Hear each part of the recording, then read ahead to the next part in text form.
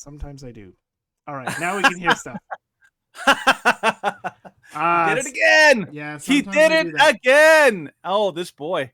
Yep. No. I think we have to bring back the admonish button. We have to bring back the admonish button. I get too excited sometimes. Shelley. Thank you, Shelley, for saving the day. I get too excited. He did this again. He did this one before. He did the entire intro all the way. Oh no, I did way longer than the intro. He did like a long time. It was like 10 minutes into the show, and then finally. No, it wasn't 10 minutes. It was close, but it was a good while. It was a good while. Yeah, but it was like, oh, I think didn't we decide to just completely start over? Yeah, I think we did. Yeah, he did. Yeah, this boy.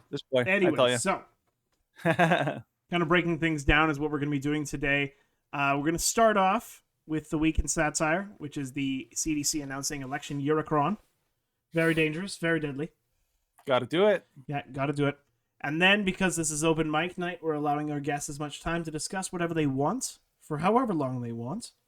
Mm-hmm. And so we're only going to be talking about a few relevant stories, especially most of them coming from last night or this morning, to kind of allow them time to express their ideas and their opinions, which you can join that on Discord, which I will now link in the description, in the chat of the video. And that's our Twitch. You guys a little twitchy. Yeah. This is the Discord. Dang it, now I apparently can't press copy and paste. For some reason. My goodness. What am I? You're rolling like 20s right now, man. You're rolling 20s. No, I'm rolling nat ones, baby. You're rolling ones. Rolling nat ones. There we go. Yeah, that's right. So I've now linked the Discord in the chat. You can join our audio conversation, join along, have your say, and of course invite as many people as you want. As long as things don't get too unruly, we're hoping to have as broad as opinion pool as possible. If you have people who think they're going to disagree with us, we are of course conservatives. Yeah. And bring it on. We love a good conversation, especially across the aisle, as long as they can be cordial and disagree sensibly. Yeah. You got to be like, somewhat reasonable. Yeah, you can't just defend child porn. My goodness, like the chat sometimes devolves into it just goes crazy. A fallacy fest. It does. Whereas nonstop, you can't prove anything. You did that source doesn't count, and why won't you present sources and solid? I'm like, we're in the middle of a show, buddy. What are you thinking? It's like they want to hijack the entire conversation so we can pander to their whims. It's just it's I remember the one guy who was like, oh, I won't join your open mic, but I will join the show if you dedicate an entire 2-hour segment to me. And I'm like, yeah, no, that's right. I'm not going to do that because you probably won't show up. No, worse than that, he probably wants the entire show so he can basically hijack it and share his own talking points. I'm like, at that point, make your own show. Yeah. Actually go through the trouble of if you think you're that entitled. If you think you have that much to share with the world, that's so good to share. I'm like, then make your own show. Don't hijack our show so you can, because you're too lazy to actually put in the work, right? So yeah, it's one of the things it's difficult to. This is why most shows don't usually interact with the chat in the same way that I think we do. Because Timcast, what they do is they take super chats, and super chats are basically questions that they can answer. Or they take calls, but even then the calls are very screened and very intentional. They're not just random, ask whatever random thing you want to ask or something like that. So it's difficult to respond to a chat in real time, but sometimes it's worth it. It can be fun to have those conversations. It can be fun. So we're open to the option and the opportunity. So Absolutely. Bring it on. Let's go. So before we get going, we of course already have our frequent guest Conquerworm here with us. Conquerworm. By the way, he always rocks it on the chat. Yeah, he's great. On the chat. And the chat too. He's the one like always like going after those fallacies and those false statements by those lefties. I'm like, man, we got some representation in the chat. It's pretty awesome. That's right. Some base representation. By the way, is Conqueror's mic like too low for you, Steven? Cause he's like low on my side. Speak, Conquerworm. I can raise my voice. Yeah, maybe raise your microphone because you're really low. You are quite low, and I already have you boosted, so you're quite low. If you can raise your mic a little bit, because I can hear you, but not terribly well. That better? Yeah, there we go. That's better. That's a lot better. Thanks, man. Appreciate it. All right, man. Steven. By the way, Steven, obviously we like to start the show with some fun stuff. I'm like, we got to do the Freedom Tunes from this week. It's so bad. That was so good. It's so bad. funny. It's so funny, though. Oh, it's so awful. We could do that one or the Trad Wives, whatever one you like. Oh, the Trad Wives. The Trad Wives are so much better. Okay, feel free to do that one if you like. I laughed pretty hard at this one, though. I thought this one was so silly. It was like, this is so dumb. I was killing myself laughing. I was like, this is actually solid. It's like Ben Shapiro's a classic homosexual. It's like, okay, like, wrecking. It was good. I actually enjoyed it. Unlike some people, like the Steven here. Yeah, some of us are sophisticated. Yeah, sophisticated. That's something. All right, man. Ready to launch this? I'm just linking it. Okay. I'm just bringing it up. So sounds good, bro. Okay. All right, let's watch. Language. Yeah, medically accurate language. Let's watch. Full screen, I say. More volume. There you go. Have you seen these trad wives? There's no way you can convince me that they're... Huh? Oh, hold on. Time for me to take my antibiotic. Oh yeah, your new penis could really get infected. Speaking of which, does the surgical scar stick out too much?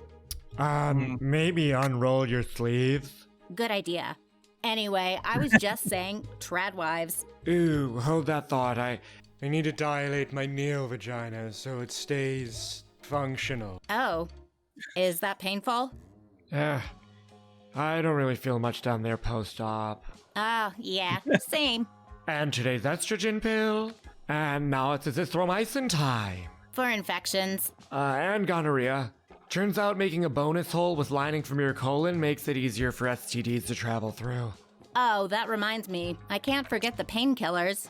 Mastectomy still hurt? No, of course not. I feel great. Yeah. Yeah, same. Anyway, what was I saying? Oh, about tradwives. Right. There's no way that lifestyle really makes them happy. Oh, they're totally faking it. My goodness, right? Yep. My goodness. So rejecting any form of self-introspection. What do you think about that? Like, what's your thoughts on like the whole, like what they're pointing out there? Concur? Well, I'm asking you, Steven, but like, anyway, you're asking me.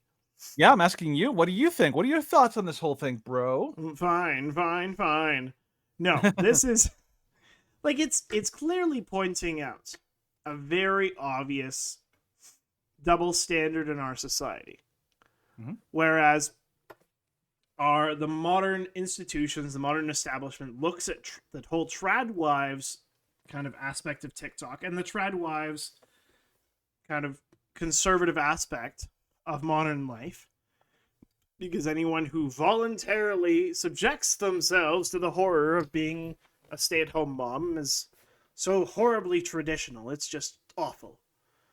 Well, for for those of you who don't know what a trad wife is, a trad wife is basically like a brand new kind of concept that they're popularizing. The idea is like traditional wives, women who are proud of being traditionally like a homemaker, or being traditionally like a family oriented woman, somebody who holds to conservative values when it comes to families and to like marriage and all that. And it's kind of funny because it became a trend on Instagram and TikTok, and then of course became like the ire of the left, because the left is so like heavily feminism focused that anything that like any attempt at anything but the feminist mantra, which is to that women have to like be career focused. Men and children are like completely a backseat. That like not they don't even like the idea of a woman making the choice of like oh, okay, I have lots of options, but I'm going to choose to like stay at home, be a stay at home mom, and they hate that. They think that shouldn't even be allowed, and so that's what they're criticizing.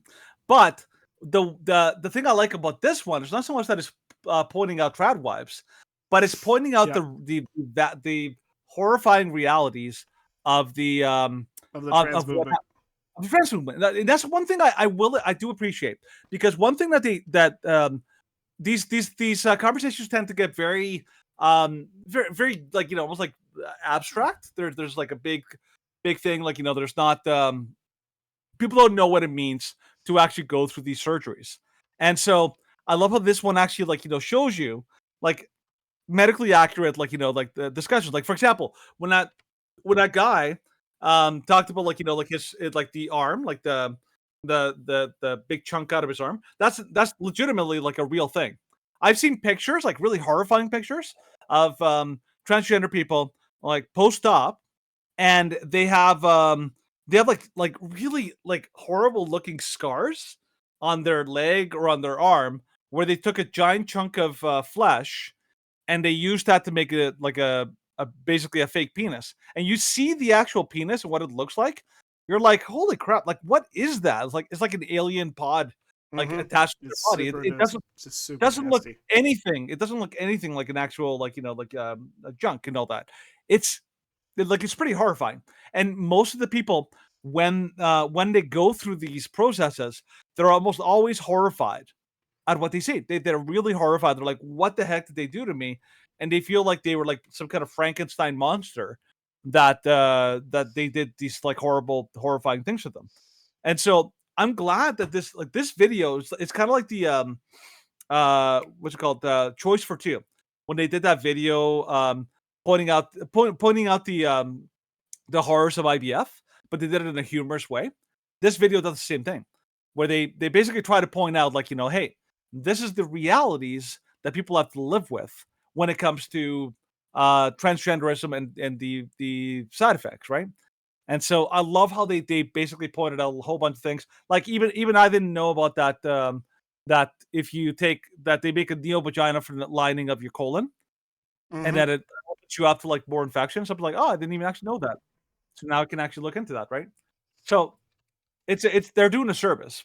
They're doing a great service using humor, and that's the kind of thing that really reaches kids.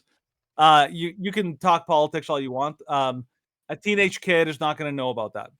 They're definitely not going to find out. But a teenage kid might watch a video like that and be like, "Is that true?" And you're actually you're helping them, right? Did you guys hear they did the first womb transplant? Tell me about that again, Conquerworm. Yeah. I guess they successfully were able to implant a womb into a biological male. Okay. I think I saw a story about that. Do you know any of the details about that, Conquerworm? Unfortunately, I don't. All I know is that the best women are men. Yeah, it's always. That's indeed true. It's funny how like men are winning all the trophies when it comes to like transgenderism. Jeremy, I don't know if I'm thinking of doing this for the website, but I remember like in the past I did a deep dive into all of the like crossover like athletes. Okay, so men who compete in women's sports, women who compete in men's sports, transgenders, of course. And then I did a full like examination. I actually had one question: has any woman who has like transitioned to like the male side and gone into sports, has any woman actually won a championship in the male category? Not that I know of. I did a really deep dive. The only ones that I was able to find was one was a girl who was like a long distance runner but she didn't win any actual championships. She just competed at a high level because she always did, right?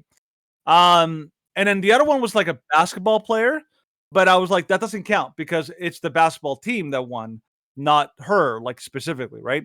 And so I was not able to find any women that had like transitioned to male and had basically won awards. I think like, there's like examples of, women that take on male sports and do okay and do like can be competitive still, but they're not dominating, right?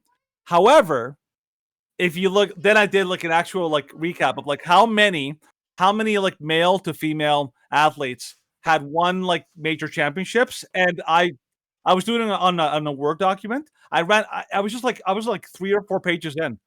It was such a long list of athletes who had dominated the male category. So it's like, yeah, men are the best women. Basically, I agree with you completely on that.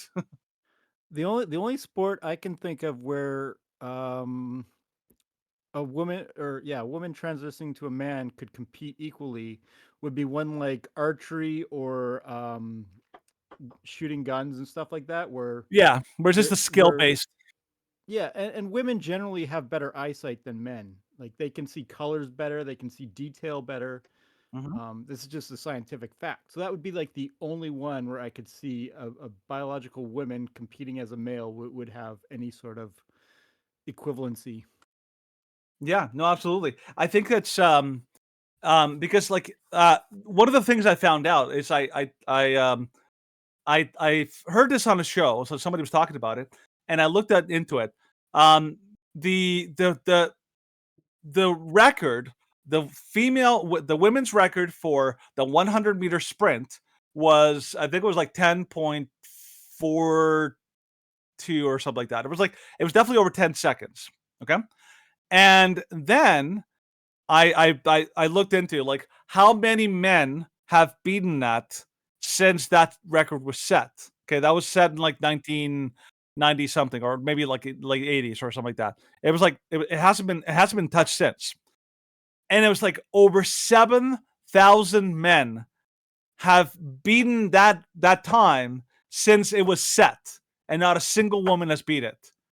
You tell me again that men don't have a biological advantage, and I will like literally laugh in your face.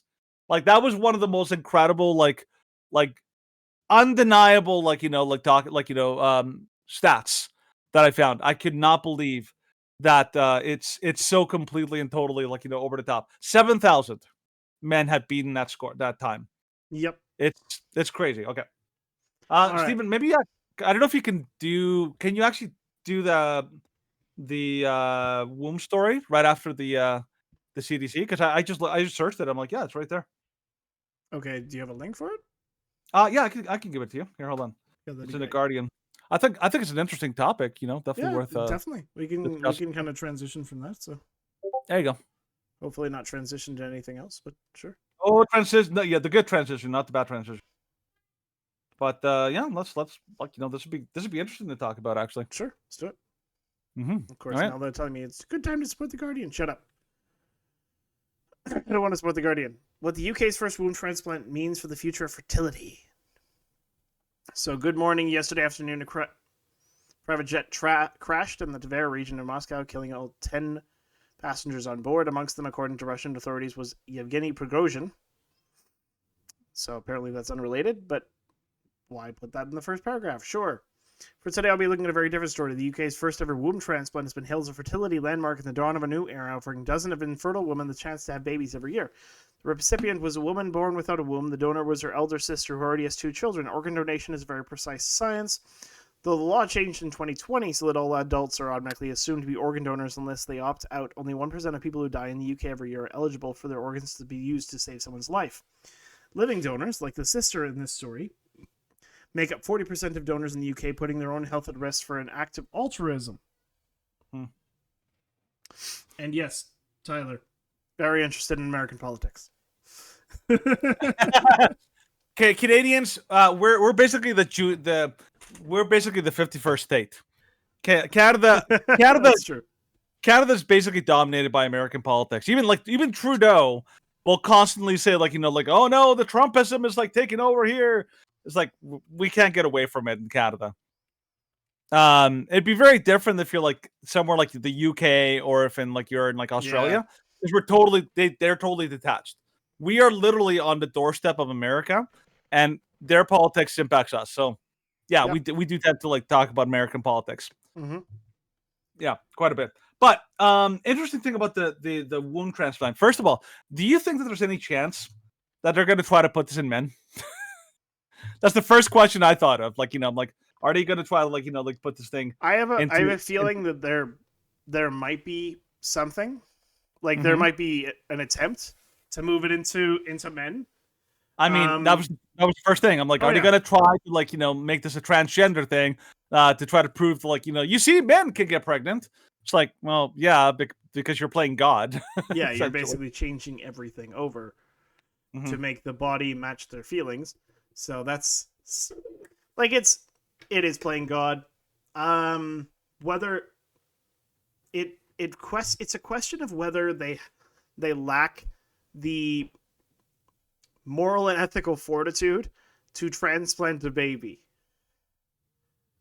into a false womb.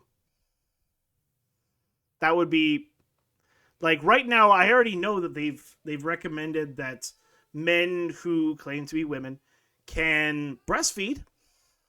And they know that this is not a healthy substance for babies. They're like, oh, it makes you feel good. So yeah, give it to a baby. Doesn't matter. Yeah, doesn't matter. So now we already know that they are morally questionable. At the very kind of giving them the most grace is morally questionable. But whether they're willing to go that far, I'm questioning. We do hope we were we wish we were the 51st state. We've talked about this before. We're hoping that Alberta separates from Canada for multiple like a lot of reasons. But here's one thing I remember hearing this a while back. So I remember hearing like that. Okay, if you want to be an organ donor for the longest time, before all the insanity started, being an organ donor was actually a good thing. It was a benevolent thing. It was something like, hey, that's great. I'm glad that people are willing to do that. And it's something like, it's very noble. However, in the last couple of years, that's become kind of like, now you hear stories about people who are like organ donors and like they take their organs and like, for example, if you're a male, they might take your like male junk and like transplant it to a woman who wants to become a man or something like that. Or if you're or they use it to for transgender surgeries or things like that. And I heard about that and I was like, you know what, that's horrible. I can't imagine. And like the thing is, like when you're an organ donor, you don't get to choose what they harvest and what they use it for. And so when I started hearing that they're gonna take your body parts and use them for for things that are actually causing harm, even though they believe that they're doing a great good. But I'm like, no, that's actually horrible. You're causing harm to a lot of people. I'm like, I was really soured on the idea of organ donation. And then on top of that, I started hearing stories about how organ donation can be kind of a really horrible thing in the sense that a lot of hospitals will actually try to declare you dead, like the what's the designation, Stephen, like where you're brain dead or something like that. So they want to declare you brain dead, so then they can harvest your organs. And so I've heard stories like really cautionary tales of people who they could have fought to keep them alive, but they wanted their organs so bad that they basically oh no, he's a goner. Oh, we can't, nothing we can do. Oh, sorry, we're not going to be able to help them. But would you like us to harvest your organs? It's almost like it almost leads to a really dark place. And so I've really soured on the whole organ donation thing. Because of these kind of things. Because of the darkness that is sometimes behind it. Because the medical professions are starting to become abusive with them, and they're using them for their ideology rather than for actual healthcare. And especially the fact that they changed. I'm not sure if they did in Canada. If they changed the law in Canada to make you organ donor by default. I'm not sure if that's actually what they did, but I know in other places they've done that. But yeah, the organ donation system has really become really shady, and I'm really, really skeptical, particularly because I've become really soured on the Canadian medical system to the point where I'm like, yeah, like did you hear the story that happened today, Stephen? That lady who went to the Supreme Court, fought to get like an organ transplant because she was unvaccinated, and they rejected it. Apparently, she died today. That's so, Yeah. so heartbreaking. Yeah. There was another story like that where a guy, I think he was in Toronto. Yes, I he know was what you're supposed talking to get about. and he had like a family and everything. And then did. after he died, they're like, well, now we're Yeah. taking his organs. I know. Well, they basically wanted to take his organs, and it was so insensitive. It was like he was rejected because was it because he was like unvaccinated? Yep, he wasn't yeah. vaccinated, so they refused So to treat him. They refused to treat him. So he was not suitable to be operated on to save his life, but they're more than happy to take his unvaccinated organ. Like that was such an incredibly hypocritical situation in Ontario. Like it's the medical profession in Canada is such an atrocious mess.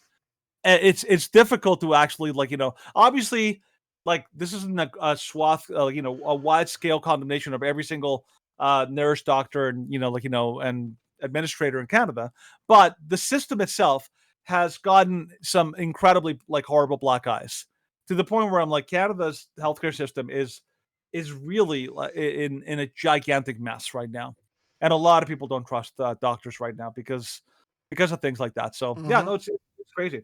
But I think okay, so just to put a final point on this story about the artificial womb, like even Tim Pool, they talked about it that I'm not sure how many years away we are, but we are probably moving towards the ability to have artificial wombs, like to be able to actually grow children without actually even needing needing an actual woman to actually incubate the baby, and that is going to be like a massive game changer whenever we get there, because not only is it going to have a massive implication on pro-life situation, but it's going to have a major implication on babies becoming commodities. Because if you don't need to a woman to be able to to carry a child to term, then children become commodities, but also abortion becomes less essentially becomes less defensible, because then you can say well, you don't have to abort it anymore. You can just put it in an artificial womb and you're good. Right? So it's like that the whole viability, nonsense would go away very quickly. So, okay. That's all I got to say, Stephen. What about you? Yeah, I'm I'm just kind of responding to kind of the message from Tyler the Goat about Stephen Kenda. Medical profession. It's not just the medical professionals. It's not just the doctors. They're captured. It's all of it. The entire system is designed to push an agenda, and that agenda, whether it being fulfilled through abortion or being fulfilled through MAID or being fulfilled through a whole host of other things like free injection sites, these things are all contributing towards the rapid and sudden decline and downfall of the nation, and our leaders just don't care. It's okay. The best way I can put it, Tyler, is it's anytime an institution is no longer acting in the good of the people, it means it's been captured. Yep. And there's a lot of institutions, major institutions, that have been captured, which is a very common term in the scholastic, conservative, side. Basically, what it means is that the people who hold the positions of power and who make the major decisions for these organizations have are usually ideologues that are tied to the Marxist lunatic left. And so, a good example, just for a basic example. I think it's like the Canadian, it's like the organization that oversees the doctors and the nurses, I think in Alberta. They historically have only ever had to intervene when a doctor is in an obvious breach of conduct. Yep. Okay, that's the only time they ever intervene. Most of the time, they're just a basic, organization that's like the last resort. During COVID, that organization became weaponized, and suddenly they were putting out massive ultimatums and doing like hardcore investigations of doctors that were not following the narrative. So, John Carpe, who is like the guy in charge of the JCCF here in Canada, a legal, constitutional legal firm. He was basically saying that is unprecedented. A medical organization like policing its own members is completely completely unheard of. Like never happened before. Couldn't even think of like another place in the world that did that. And that was an example of an organization that has been captured. That they're no longer like watching out for you. They're literally just watching out because they have some agenda that they're going for, and that agenda is not the good of the public. That's a good example of what like the medical profession has gone woke. Yeah, it's a good rendition of it. Yes, so Tyler the Goat, the Canadian psychologist, the Board of Psychologists in Ontario, is potentially petitioning to take away Jordan Peterson's license. That we're going to be talking about that later on in the show. Yeah, we are going to talk about that. So if you actually want to talk about that, Tyler, if you want to kind of have instead of having these kind of text conversations, if you want to join our actual conversation, you are more than welcome to. I can send you the link, and you can kind of have these questions, and you can have your opinion, and you can ask a lot more questions. So, but we're gonna just quickly move on. So a section we do every week is called This Week in Satire. So the CDC announces deadly new election Eurocron COVID variant. So the Center for Disease Control warned Americans this week to resume all contact precautions due to a new and rapidly spreading election Eurocron COVID variant. CDC Director Bob Cohen spoke with reporters Wednesday to announce the new variant. Election Eurocron is thought to be the most disruptive variant yet, and we're all here through 2024, approximately November 6th. That's your voice? Yes. That's the voice. You should do that. You should do that nasally one that you did before. That is pretty. This is nasally. Yeah. That was very like high pitched. I know, because it's like whiny. Like more like shrill, I'd say. Okay, well, I could do like a more like as my son likes to say, the Minecraft villager voice. So everyone, stay home and get ready to vote by mail. That works. The White House hosted an immediate press conference to address the dangerous new variant. We're thrilled, alarmed, to hear of this day. Oh, this is Karine Jean-Pierre. I have no idea how to do her voice. Yeah, she's like, it's a whiny black odd. woman. Yeah. I'm just gonna say it normally. Just do it normal. Normal. It's a tough one to hear of this deadly new election Eurocron variant, said White House Press Secretary Karine Jean-Pierre. The president says we'll probably just go ahead and cancel the general elections next year as a precaution. It's the only way to really flatten the curve. You don't want to kill grandma, do you? Maybe I do. Yes, the CDC has released guidelines once again encouraging social distancing and the wearing of masks. It's the best way to love your neighbor, said Mr. Cohen. The government will let you know just as soon as it's safe to end quarantine, which we project to be immediately after the next election is over, just to give Americans an extra sense of assurance. We're calling Dr. Fauci back out of retirement, so everyone knows they can trust our word. Stay home, stay safe. As of press time, millions of middle-class liberal women had already sewn their N95 masks directly onto their faces as a precaution. It is true. Yep. I mean, wearing the mask is by far the best ultimate symbol of contrition. The ultimate IQ test. You know how deeply you think about things when you wear a mask at this point. Very little. Yeah, pretty much actually. Yeah, I was actually surprised. I went to a so there was like the barbecue for all the union members today. And really? Yeah, nobody was wearing masks, and I was like, "Oh, this is good, surprising." But it's outdoors. Yes. I mean, that should say something. If you're wearing a mask outdoors, like you are a special You kind of are stupid. full blown crazy. You are full blown lunatic. Yep. So things we don't want to talk about. Yeah, the funny thing is, like, that everybody knows that like people are getting more and more wise to these kind of tactics. Like, for example, we knew for like people who pay attention, they know that the indictments followed a very like predictable trajectory. The second like some major bombshell dropped about Biden, like the very next day there was like some major distraction about like Donald Trump, or like about like weather balloons, or about aliens, like that. It's like, okay, come on. It almost becomes like they do it, they overuse it to the point where it's like very obvious that they're manufacturing it right now.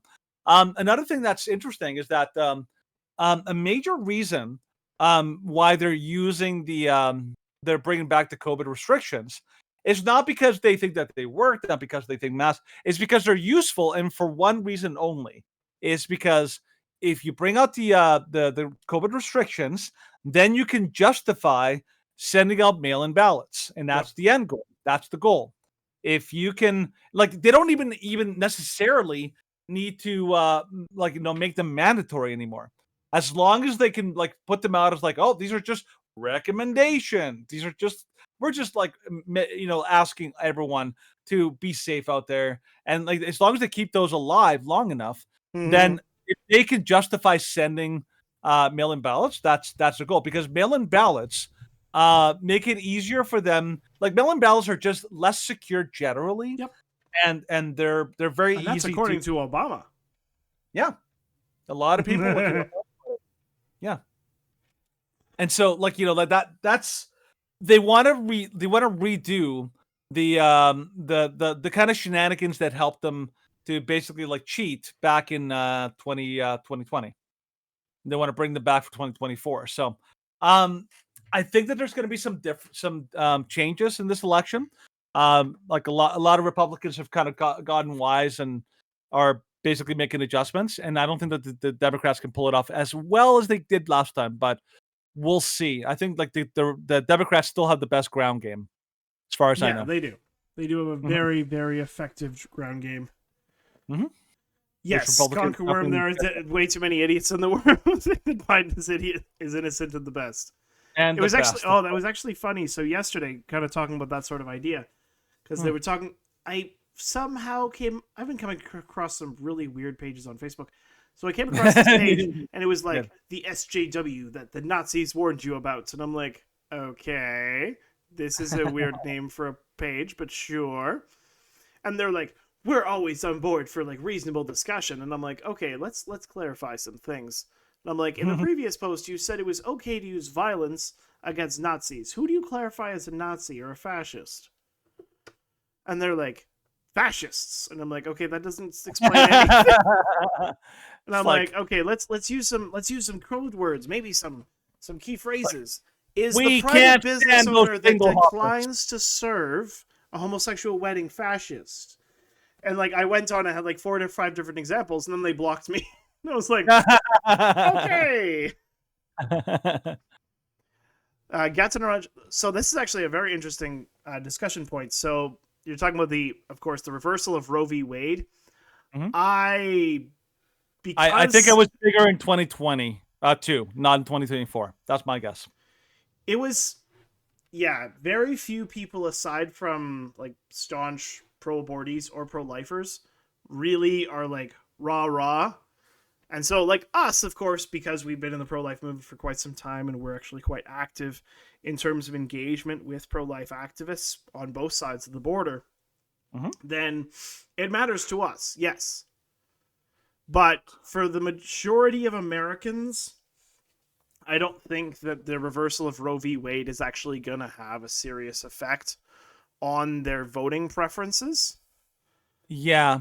They will run on it, but unless, like, the ones who are really going to be like, oh my gosh, this affects me, like, in such a significant way, are the ones that are going to be in hard red states, and they're going to turn the election. They're not going to turn hard red states like Florida and they're not going to turn hard red states like North Dakota, South Dakota, Montana, Idaho. They're not going to turn these states purple. They're not going to turn these states blue.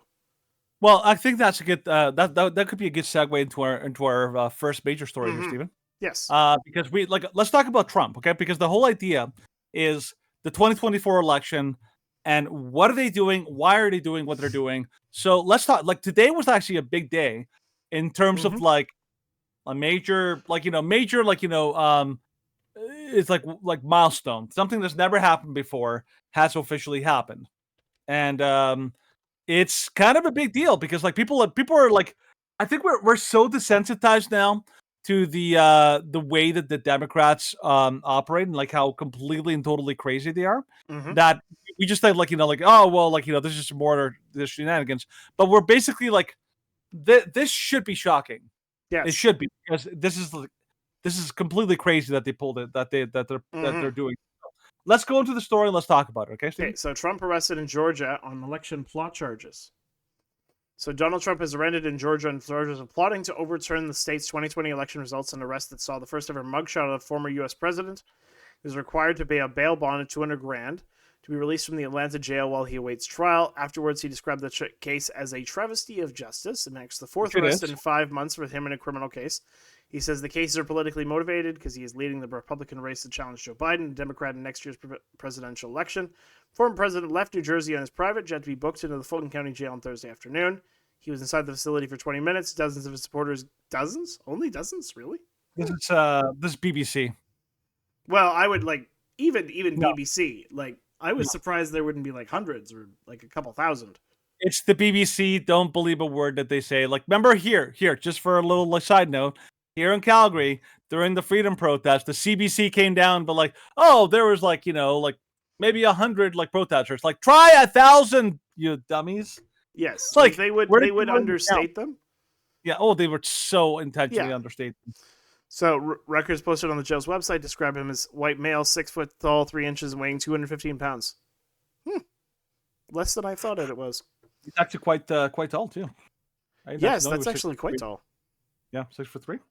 Yeah. So, before departing to return to New Jersey, he told reporters at the airport that he was entitled to challenge an election result. So, that this is very interesting. Oh, and this is of course multiple stories. So there's BBC and then there's Daily Mail. BBC is like leftist and Daily Mail's more conservative. Yes. Leaning. So mugshot released from President surrenders, yada yada. Is there any That's the actual mugshot, which is crazy. So yeah, and this is a post that he recently just joined Twitter again, which is crazy actually. Yeah. Like so if anybody he made his first post in 2.5 years. Yep. So a lot of milestones are being crossed today, which is crazy. So if you go down, you can see the actual the other co-conspirators. Yes. You gotta love his mugshot though, eh? It's like he's trolling. Oh, he's super angry on this face. Yeah, it's just it's just rage. By the way, I don't know if you noticed, if you look at the mugshots of his the other people that were indicted with him, 2 of them are actually smiling, which I thought was pretty funny. I was this lady, yeah, that's the lady that was interviewed by Michael Knowles, yeah, and then this guy, and then that guy, I'm not sure who he is, but I don't know. Yeah, okay, so let's cover a couple of things that the significance of these things. Okay, number one, the fact that they're going after his lawyers is absolutely insane. That should be undeniable because what they're doing is they're trying to cover this with a very thin veneer of legitimacy. They're trying to make it sound, at least to the low information voters and low information people who don't pay attention, they're trying to make it look like, oh, this is a legitimate indictment and all that. But for anybody who actually knows that this is complete garbage. This is absolutely not even remotely true. We already have the revelation that they revealed the indictment it's the night before the grand jury even actually convicted them. So that was incredibly controversial, and it should be, because it shows that they don't care about due process. Secondly, this is the fact that they're going after his lawyers is not in any way like, them trying to pursue justice. That's garbage. The only rational reason for why they're going after his lawyers, it's a warning shot to anyone who might try to help or be associated with Trump in the future. That is textbook political interference, because they want not only to warn these people, but to warn anybody else. If anybody else wants to be his lawyer, if anybody else wants to help him in any capacity in the future, we're coming after you and we're going to punish you. This is the kind of stuff that you see, like legitimately, you see this kind of stuff in countries that like where it's undeniable that they have political prisoners. So like I hear stories I read stories about South America, certain countries like Colombia, what's it, Colombia, Chile, Peru, like countries that like have like massively corrupt governments, and those governments will imprison political enemies. They will imprison enemies that go against the government, and they don't care. They will literally go after them. They will weaponize their legal system. Right? You hear stories about people who during the Soviet era. Okay, during the Soviet Union, you had people like American agents or like pilots or whatever that would go behind enemy lines. They get lost. Like the plane goes down, and the people are imprisoned, and usually you hear that they've been charged with this, they've been charged with that, but you already know, like, yeah, that's bogus. You know that they're just manufacturing a fake charge because they want to like punish you, but they're trying to give it a facade of legitimacy. That's really what it is. But in reality, it's not a legitimate thing. Cuba was like incredibly guilty of this. They would like take any enemies, like American soldiers or like pilots that got caught behind enemy lines. They did this to them. They put them in prison under bogus charges, and then they would always be like, oh well, they're guilty of sedition or like treason, or they just come up with something. So what makes this crazy is that this is happening in the United States, a country that claims to be a free country. Yeah. But you cannot have a free country when you have political prisoners and political persecution of your political opponents. This is no different. I will absolutely say this. That like a lot of the people will always talk big about how those Russians, those crazy Russians, and how they're persecuting their political opponents, like Vladimir Putin, is targeting his political enemies. But like we're doing the same thing at home. Like you guys are like complete hypocrites if you think you can criticize Putin while you're doing the same thing here. This is why people are really concerned that America is absolutely going to the dogs, because this is the kind of stuff that should never happen in America. Stephen, anything to add? I'm just answering to a comment. Yeah. Stephen is basically the, sir. He's basically Sir and Tim at the same time. Mm-hmm. Yeah. Well, because the question that Gatsa Naranja has, so he's saying that it's a RICO case, and that his lawyers are arrested because it's a criminal enterprise. But it's very clear that the criminal charges against Donald Trump are ridiculous, because what they're trying to do is they're trying to say that it's only acceptable to investigate election losses if you are on the right side. Which, of course, in this aspect, the right side is the Democrats. It's fine when Stacey Abrams wants to investigate election interference and, voter suppression. But it's not okay when Trump says, hey, like, there's some serious issues that happened in Fulton County, i.e., like claiming that there was a massive leak that had a whole bunch of people to evacuate, having people count hundreds of thousands of ballots after hour. Like, there's lots of questions to do with the legitimacy of what happened in Fulton County. But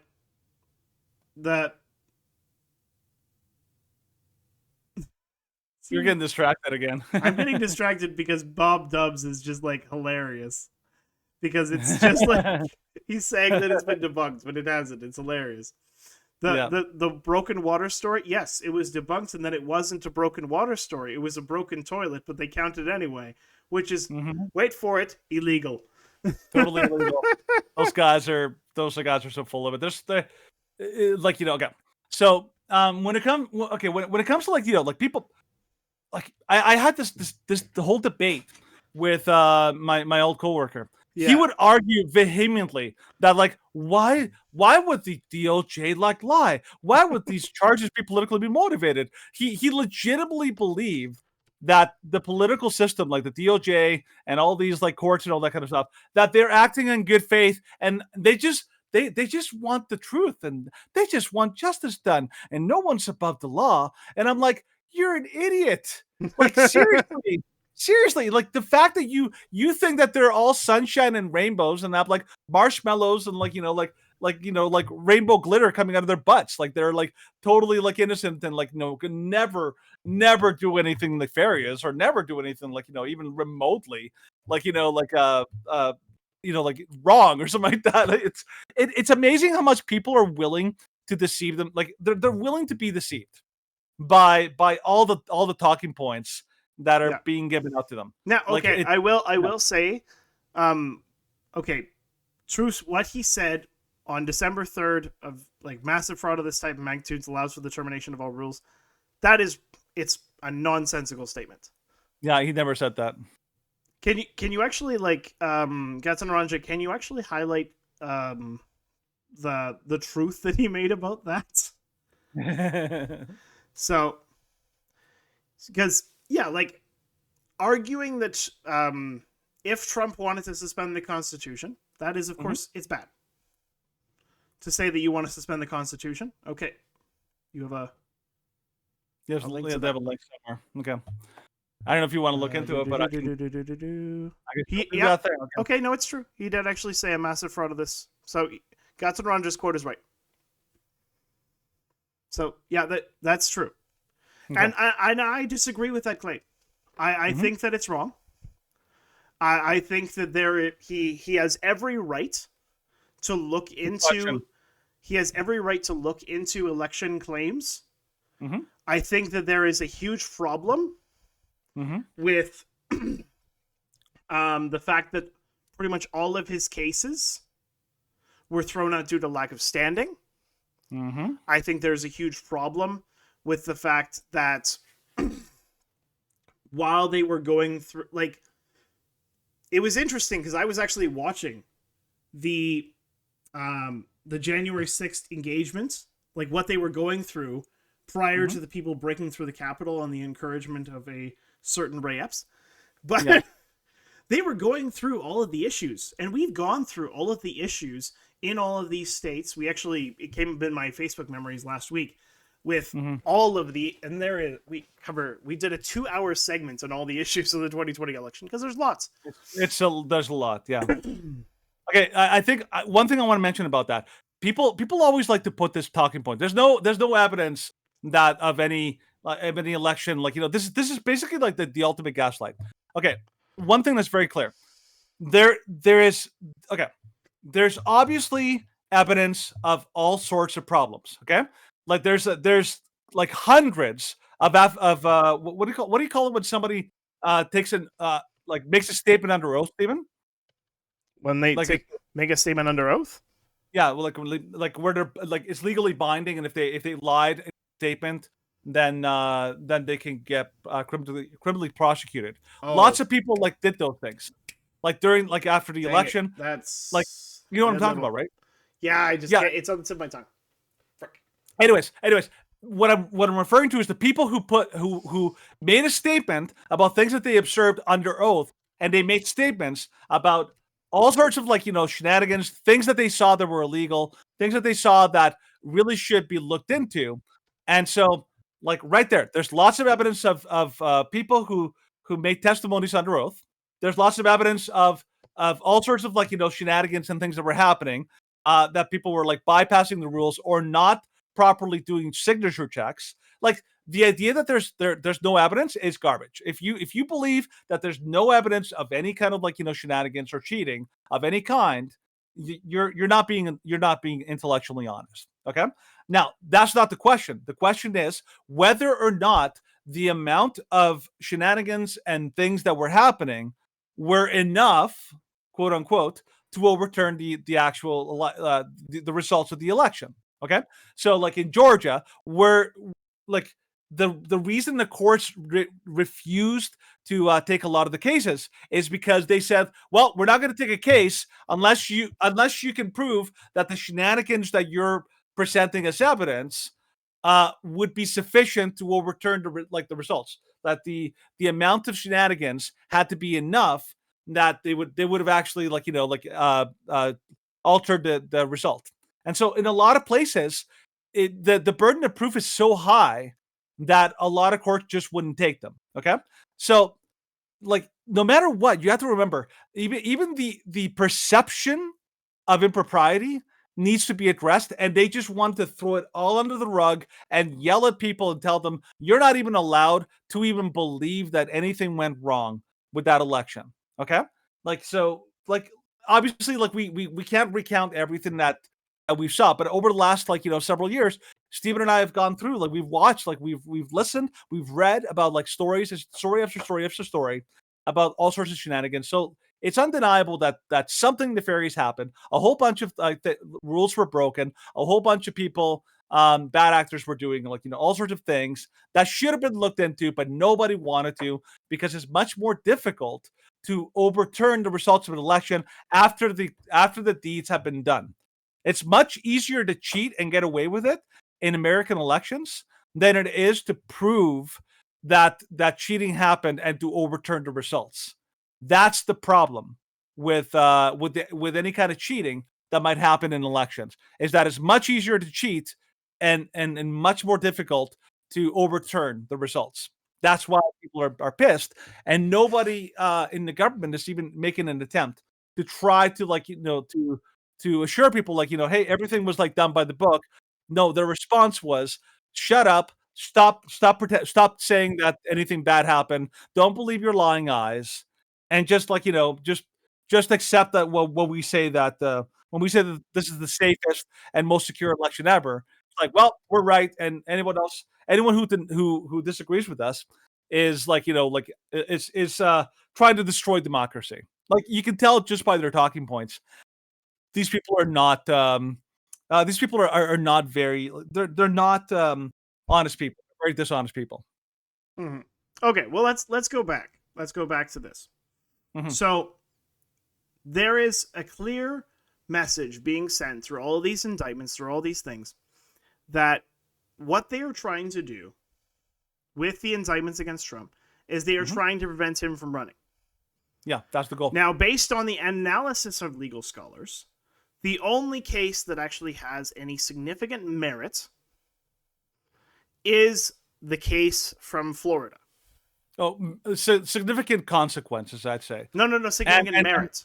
The merit? significant consequences, the ones with the most significant consequences, is Washington State, or is Washington, D.C., because that is the one that could potentially, if the court linked it into a certain way, could prevent him in a certain manner from running. Yeah, keep going. And then the only one that actually has legal merit is the classified documents case from Florida, because of the audio and video file. So it's unknown. It's likely that, of course, he will be found guilty in a court from Washington, D.C., simply because it is in Washington, D.C. Jack Smith, of course, brought it forth in D.C. because he knew that he would get an automatic conviction because of where it is, just like he got a conviction, just like when he went to trial in New York. They charged him, they ordered him to pay, what was it, $5 million for, I think it was either slander or libel against that woman when he said that she's a liar, when the court said that they could not prove that she actually had any interaction with him. Mm-hmm. Yeah. So for those who are watching, if you want us to fact check these things, if you want to have a more in-depth conversation where we actually provide lots of sources, then email us. Have a conversation some other time. Mm-hmm. So okay, so like you know what? I'm gonna address this right now. I'm just gonna address it once, and then I'm not even gonna like bother going back to it because like it gets annoying after a while. Okay, Bobby, what's his name? Bob the Subgenius. Okay, this is what people always doesn't have do. a clear name. And whatever it's like, it's a very long name. Okay, so the accusation is like, you know, oh, they're not showing any sources, not showing any evidence. Okay, so Stephen is a good example. He goes on Facebook. He has all sorts of discussions with people about all sorts of topics, from transgenderism to Trump to like, you know, whatever. Like, you know, he does that. When you're on Facebook, when you're like on Twitter, when you're on any of these sites, you have ample time to go and to basically like, you know, go to the website. Go to the websites, like find the sources and to like, you know, present the evidence that we're talking about. Okay. That's something you can do on your own time when you have free time. When you're on a live stream live, what people are asking us to do, and this is why it's so annoying, because like it's so disingenuous. It's honestly a very dishonest attack. People basically are demanding, like, you know, oh, you made a claim, because this is a political commentary show. What we're doing is we're talking about stories that we're encountering, and we're talking about like things that we've seen or heard in different places. And people are like, you know, like, where did you hear that? Where did you see that? And I'm like, well, I've like, I saw it somewhere. I obviously read it somewhere. But they want us to basically take like a giant pause, hit a giant pause button, and like take like 3 minutes for every single claim that we make, and go online, look up the article, and present it just to like, you know, appease their egos. It's just ridiculous. Like, they basically want us to put a giant pause button while we're talking. Believe it or not, we're talking on a live show. Okay. And they want us to basically like, you know, pause everything and go look up our sources. Okay. If you want to do that, you can talk to us on Facebook. You can talk to us on Twitter. You can talk to us anywhere else. You can even come on the show. Like, we've literally provided you with the link. If you want to argue with us about this, feel more than free. We would be more than happy Have fun, to bud. discuss this with you. But nobody does. Nobody ever, like, you know, decides. They always run. They always run. So feel free to come up here, if you know, to come live, talk to us on the Discord server, and you know, be part of the show, and actually like fact check us in real time. It's so dishonest when people are like, well, you see, they won't provide like, you know, sources. They won't provide this. I'm like, give me a break. Like, give me a break. Like, it's not something because what they're asking us to do is to pause everything, to stop making it a show. They basically want to hijack the show, and they want to completely just totally derail everything so that we can find sources to make them feel better and to make them feel like, you know, like, oh, we're so smart, we're debunking them in real time. Like, no, we just don't have time because we're talking. Okay, so I'm not going to do that. I refuse to do that because lots of other things. It just becomes stupid. It's like, you know, and even if we provide a source, they're like, oh, I don't like Fox News. Oh, I don't like, you know, like Post Millennial. Oh, I don't like this source. I'm like, oh, give me a break. Like, it's just very dishonest, and I don't actually want to engage in that kind of stuff because it is dishonest. Okay, we're talking about like topics that we're actually encountering in real time. There are countless political shows that don't engage with chat for this reason, because people are just crazy dishonest when they demand sources for everything you say. It's like, I'm sorry, no, I'm not doing it anymore. I'm just going to talk about the topics that we're talking about. If people like want sources, like, you know, feel free to look them up. Like, just I'm actually kind of like annoyed now at people who demand like, you have to give us every source for every talking point you give. We demand like a 10-page like, you know, like source document for every source, like, so we can like fact check you in real time. Like, no, I'm not doing it. I don't know about you, Stephen. I'm done with that. I find it so. Yep. Yeah, so if you want this, if you want our sources for these things, like Bob Subs, if you want the source for the 50,000 unknown source votes, which I can give you, I don't have it on hand because it was released 2 years ago. Then yes, email us and I'll send it to you. Yeah, but I'm not going to spend 15 minutes trying to find it right now. Email him. Go on to like Facebook and send him a message through Messenger because we have the Schmitz account on Facebook. Go on Twitter. Send him a message Lots on of Twitter. ones. Have fun. We're not going to fact check you on real time. I'm just not going to do Let's it. keep It's going, just this is political commentary. Anyways, No so fact checking. continuing on after all of that, which is fun. Well, let's move on to the actual like Republican debate. Well, that's like, something that we still have. Okay, just like final thing. Okay. Go for it. Yes, the charges are to try and prevent Donald Trump from running, which, considering some of these courts, some of these trials, could happen in some states. There are some states which could remove Donald Trump from the ballot. Of course, when you have a large percentage of the population which thoroughly believes, and there's decent legal backing for this, that these are politically motivated persecutions of the leading Republican primary contender, then if he is removed from the ballot, there's a high likelihood that the United States could be looking towards a form of civil war. Mm-hmm. If you have the leading member of the opposition going to jail for looking into something. Like, let's be honest here. Trump did not incite an insurrection. He did not incite a riot. He told them to go peacefully. He did not say, "Oh yeah, just get me the election." Now there are some things which he said which were questionable, for sure. Mm-hmm. No, but that's the thing. Like, they always, but they're not illegal.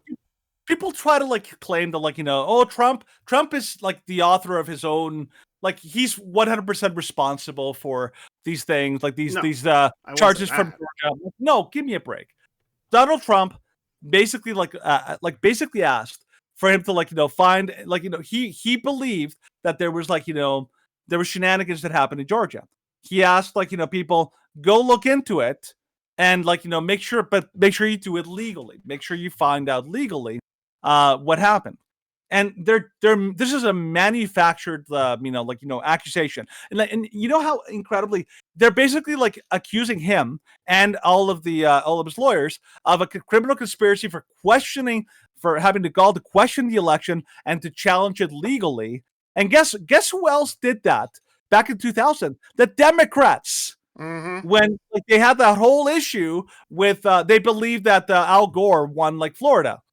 And they went through all these legal means to try to fight it all in court, even all the way up to the Supreme Court. Guess who was never indicted? Guess who was never accused of criminal conspiracy? Oh, RICO charges.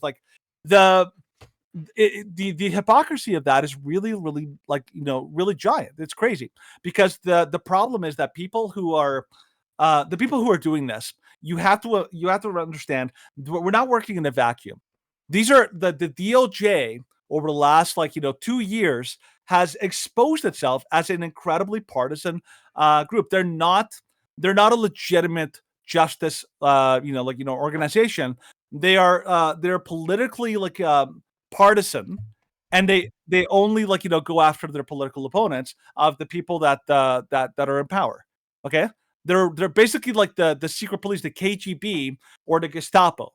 They're the modern day KGB, the modern day Gestapo, because they are not they're not looking for justice. They're looking for they're activated for political gain of the political party that is in power. It's crazy that people believe that these things are actually legitimate. That's something that actually surprised me. When people believe that this this is a legitimate claim. It's no, it's not. RICO charges. Again, this is another example of a novel legal theory. Okay. Yeah. People are accusing Trump of trying to come up with some crazy novel theory about the idea that Mike Pence could have called for a different slate of electors. Now that was a legal theory. Whether or not there's any validity to it, well, that's up in the air, right? But it was an actual attempt to utilize the legal system. What most of I think the majority of these charges that are being brought against Trump from all these different places, I'm pretty sure they're all novel legal theories. Okay. The one from New York, that's a novel theory. The idea that you could tie a misdemeanor to a federal charge, that particularly to something that's already past the statute of limitations, that's a novel legal theory. he basically patched together a totally imaginary new way of charging something, and thought oh, I could make this work somehow, and legal scholars laughed at it, at how silly it was. The the the indictment in Florida, okay, the one about the documents. Again, that's another novel legal theory. It has never been prosecuted before on the way that they're doing it, because they're using the Espionage Act, not the Presidential Records Act. Okay, again, totally brand new theory. They're testing it out in court because they think oh, maybe we can use this somehow to charge Trump. The Georgia one, again, another novel legal theory, because RICO cases, if anybody knows, RICO legislation was, when it was first made and drafted and used, it was always intended and always been used against criminal organizations like the mob, like the mafia, like cartels, not against political opponents. That is completely new, and the idea that they're conjuring up a conspiracy out of thin air is a completely novel theory. It's like people need to take a little bit more thought and to really think it, because I think what happens is too many people start with the premise that I hate Donald Trump, therefore I'm going to believe whatever whatever crackpot theories people make up against them. It's well, it's got to be true because I hate Trump, right? If these charges were legitimate and legitimately troubling, then I'd be okay, there's really something here, and I would actually if I read through these and I listened to all the the legal scholars and legal experts going through these, and actually saw some legitimate wrongdoing, I'd be I'd be on board. I'd be yeah, if it sounds like Trump really did do something legitimately wrong here, I think he should be prosecuted if he's guilty. Okay, but the problem is these people are so they're incredibly dishonest, lying people. And the fact that people are so willing and so happy to jump on board and to believe whatever they're told because they hate this person, it shows how incredibly political this is. This is a completely political attack on Trump. I'm not just trying to defend Trump because I love Trump and Trump is the best. I genuinely believe that this guy is innocent, and I genuinely believe that this is completely completely manufactured attack. And you can see by the way that they're trying to get these court cases at a very specific time. They want to put one of them right before the primaries. I mean, yeah, what a coincidence. They want to throw in the actual the actual court date right in the middle of the primaries. Oh, what a coincidence. They waited all this time. They could have charged them on January 6th. No, we're until the primary season, and then oops, now we have to pull that cat out of the bag and start charging Trump all at the same time. I think people who just genuinely don't like Trump, or people who are anti-Trumpers and all that, they're willing to believe anything, and it really is sad because they're not being I don't believe that they're being intellectually honest. They're just so adamantly against Trump that they're willing to believe whatever they're told, no matter how completely it may be. And that's the problem. Okay, let's not forget too that if you're looking at justice should be even. Okay, and any government, any organization that is not enforcing the law equally should really be questioned and suspect. Okay, so if you have let's say my local town council or my city council, they decide you know what, we're going to charge people for littering, but oh, what the heck, the only people that are being charged for littering are immigrants. Well, what about the local people? They're littering. Oh no, they're not being charged. We're just not going to charge any locals. Only immigrants are going to be charged with littering. And so it's a, if you saw that, you would be that is not right. That's not just, because they're enforcing the law one way and not the other. That is not justice, right? That's exactly what's happening in the States. You have people like Hillary Clinton and Joe Biden who are guilty of also guilty of holding classified documents, and worse, like Hillary destroying them, Joe Biden storing them in incredibly inappropriate places, and they're not facing anything. Okay, so it's not even close. Joe Biden has loads of evidence proving that he has been involved in some absolutely illegal. He actually should be. That man has broken so many laws, like in regard to his business practices. That man should be in jail, but he's not even being investigated. They're not even talking about it. Like it's an absolutely broken system in the States. So I don't believe that Trump is guilty of these things. At this point, I actually don't because of how completely and totally compromised the legal system, the law system in the States is. Even if he's convicted, a lot of these places, he's not going to get a fair trial. So it's like catch-22. Like they're gonna charge him because they're crooks.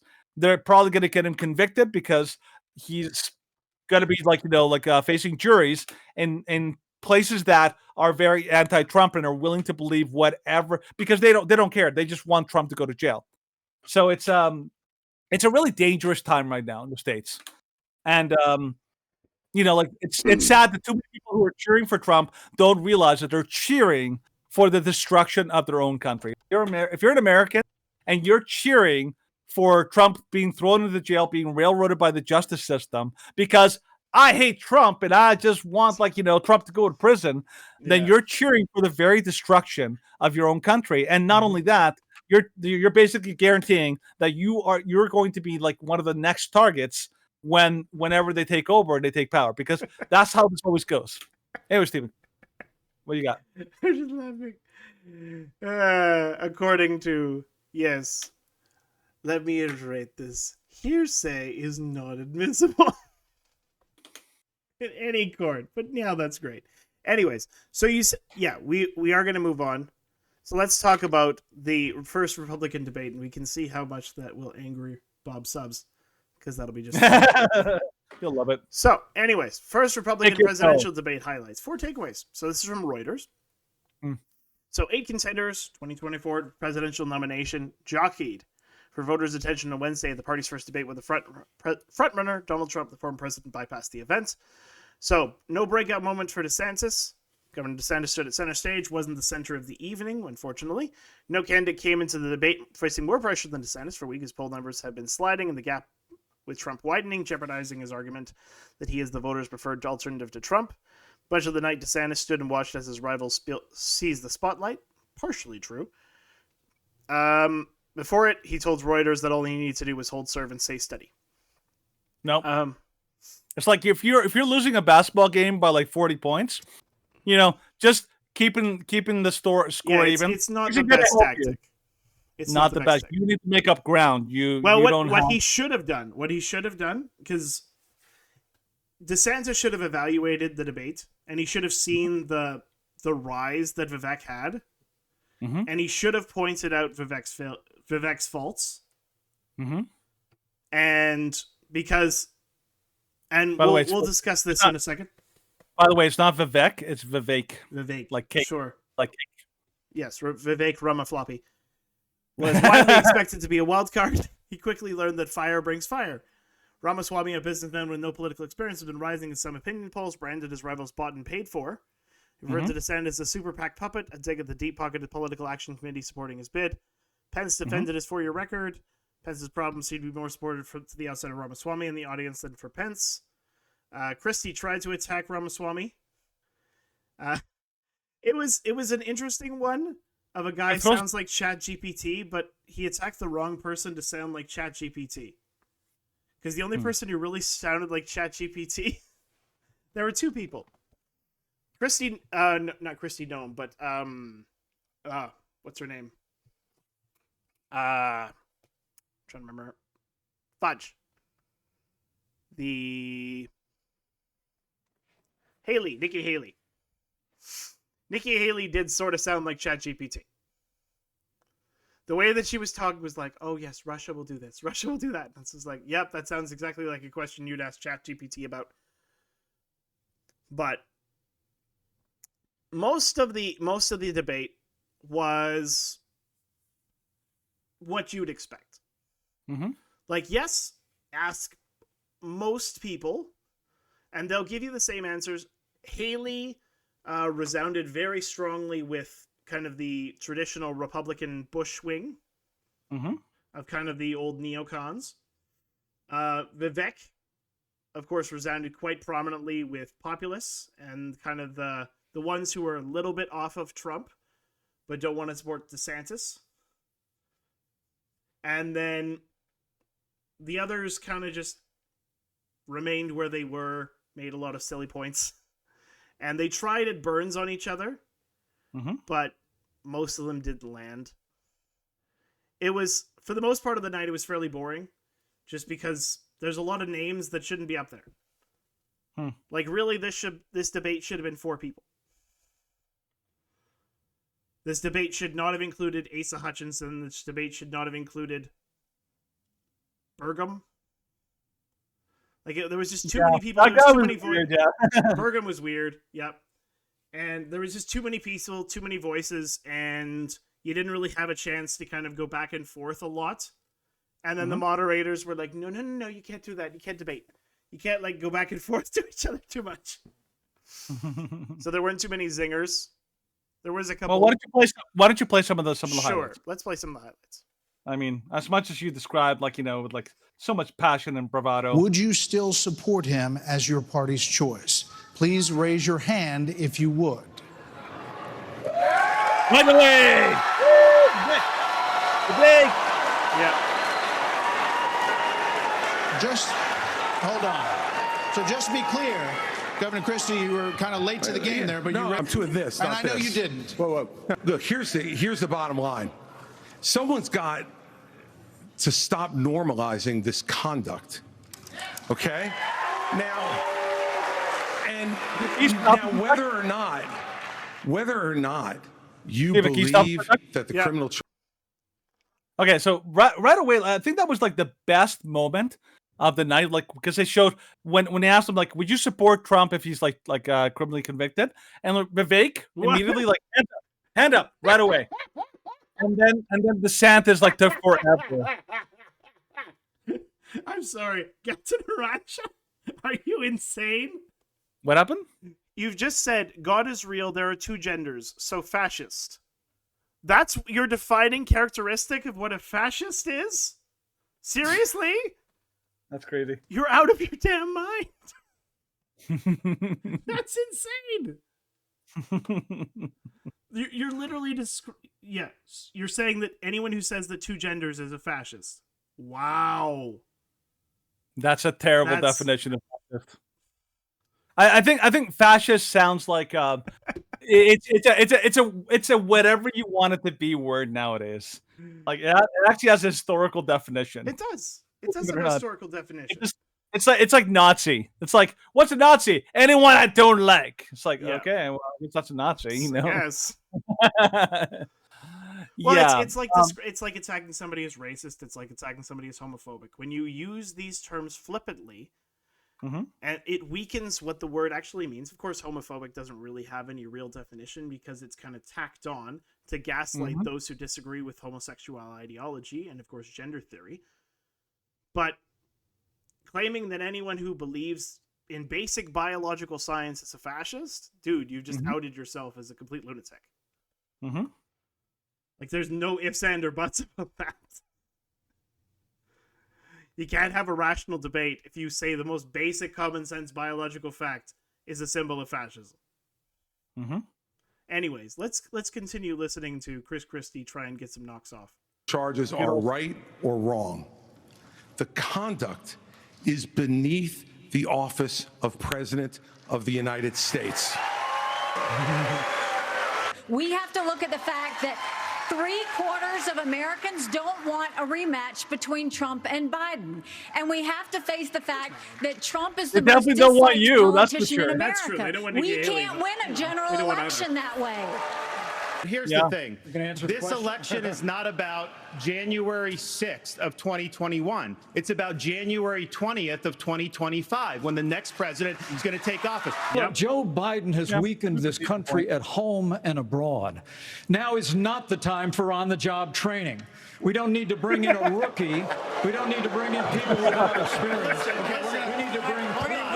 See, that would resonate better if it was anybody with Pence delivering. You would not support an increase of funding to Ukraine. I would not. And I think that this is disastrous, that we are protecting against an invasion across somebody else's border when we should use those same military resources to prevent across the invasion of our own southern border here in the United States. Yeah. I'm glad you brought that up. I'm going to address each of those right now. This is the false lies of a professional politician. There you have it. Your watch, so the reality make is, America less safe. You have no foreign policy experience, and it shows. and you know what? The foreign policy experience that you all have shows in the pointless wars we've gotten into. Let us be honest as Republicans. I'm the only person on the stage who isn't bought and paid for, so I can say this. The climate change agenda is a hoax. I've had enough. I've had enough already tonight of a guy who sounds like ChatGPT standing up here. And the last person in one of these debates, Brett, who stood in the middle of the stage and said, "What's a skinny guy with an odd last name doing up here?" was Barack Obama, and I'm afraid we're dealing with the same type of amateur standing on stage tonight. This is exactly why Margaret Thatcher that was said a if you want something like it was a terrible way to introduce that argument because it was like the last time like Barack Obama won, unfortunately. Yeah. For It's like the America. last person that tried to pull this off, like, it was like Barack Obama. It's like, It was- the it was- winner, it was a the poor winner line. of that election. Yeah. It was It's such like, a poor line. Chris Krispy made like, okay, I like how people call him Chris Krispy Kreme. Yeah. Which actually works. But like the guy was basically trying to come up with zingers all night. He was. And he just came across as a, well, because he tried just- to repeat what he did to Marco Rubio back in 2016. Yeah. But there's didn't work. Yeah, it didn't work. Because, like, he Vivek is not had that. one line which he tried to pull off, but he Mm-hmm. didn't land it correctly. Yeah, because there was a way, like, because he was trying to bring out the fact that Vivek just a year ago. Vivek. Okay, fine, Vivek. Vivek just a year ago was very critical of Trump. Mm-hmm. Like, and this is like there in this article. You can link it, or I can read through it. Like this is what he said about Trump. Like he's very supportive of Trump now, but this is what he said after in his book in talking about Donald Trump. It was a dark day for democracy. The loser of the last election refused to concede the race, claimed the election was stolen, and then he basically calls him like the king of the worst victimhood narrative. And like he says a lot of things where he goes clearly against Donald Trump, and now he's fairly avidly for the guy. It'd be interesting if this became a popular talking point on Vivek's opponents, like with Vivek's opponents, because Vivek right now, like, yes, I'll say unequivocally, Vivek won the debate. He definitely did. Yep, absolutely. Yeah. Yeah. But the interesting thing is that Vivek is not running to be president. Well, that's not what he says, but people just read between the lines. Well, no, because he's running to be vice president. That is what he's running to be. And then, of course, he's running in case that Trump gets knocked off or he's barred from running and there's not some serious violent outcome, which is likely if you're going to be doing that and pulling those kind of shenanigans prior to an election. If you bar the other candidate from running, then you live in a banana republic, and, banana republics should be overthrown. Mm-hmm. Because then you're just living in a tyranny and authoritarian government. Mm-hmm. But he is running under the idea that he will either be vice president or he will fill in the gap, and MAGA Republicans will vote for him if Trump is somehow barred from running. Because if Trump is still in the race, he's not running to be president. He's running to he ran to take votes away from DeSantis.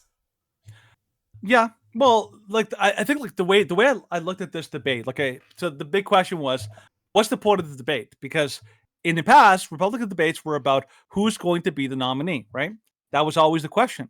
And this debate was totally different because at this point in the race, it seems like it seems like a long shot at best that any one of the people on that stage could have won, particularly without and so without Trump there, they can't directly target him and like knock him down a notch and try to support that way. And so this was actually very strategically smart for Trump not to go on the debate, because by not going on the debate, he takes away their ability to target him and to try to steal some of his support, and they basically just end up having to go after each other, which they did. They basically went after each other. They very rarely, if ever, really kind of went after Trump in any significant way. Mostly it was just kind of like, well, Trump is just not the best leader, but more to kind of tout their own ability to be like the next Trump and all that. Couple things that I thought about the debate. One, I thought Mike Pence was such a pretender. Like, he kept saying, I'm a leader, I'm approving, and he kept listing accomplishments that were honestly Trump's, not his. Like, he keep talking when I was part of the Trump Pence thing, we took care of the border, we took care of foreign policy, we did I'm like, dude, that was all Trump. He's trying to basically piggyback off Trump's accomplishments and try to claim them as his own, as if he's some super amazing politician, but he's not. I'm sorry, he is just not. And he comes across as a pretender, that wants to pretend like he was something significant when he wasn't. I'm really glad that he was the vice president. I was very happy when he was chosen as the vice president. To try to pretend like these were your accomplishments is just absolutely a lie. Any other vice president would have done the exact same thing under Trump. You were just lucky enough to be in that administration. And honestly, and then when it was all done, you basically threw him under the bus anyway. So, don't give me that. When it comes to Nikki Haley, Nikki Haley just struck me as the ultimate talking point machine. That's what she was. She was all she was all about here's the ideology and all that. I'm like, I don't know. I didn't like her. I used to like her, but I thought she was terrible in this debate. Vivek, the reason I liked him is because he basically did everything right, in my view.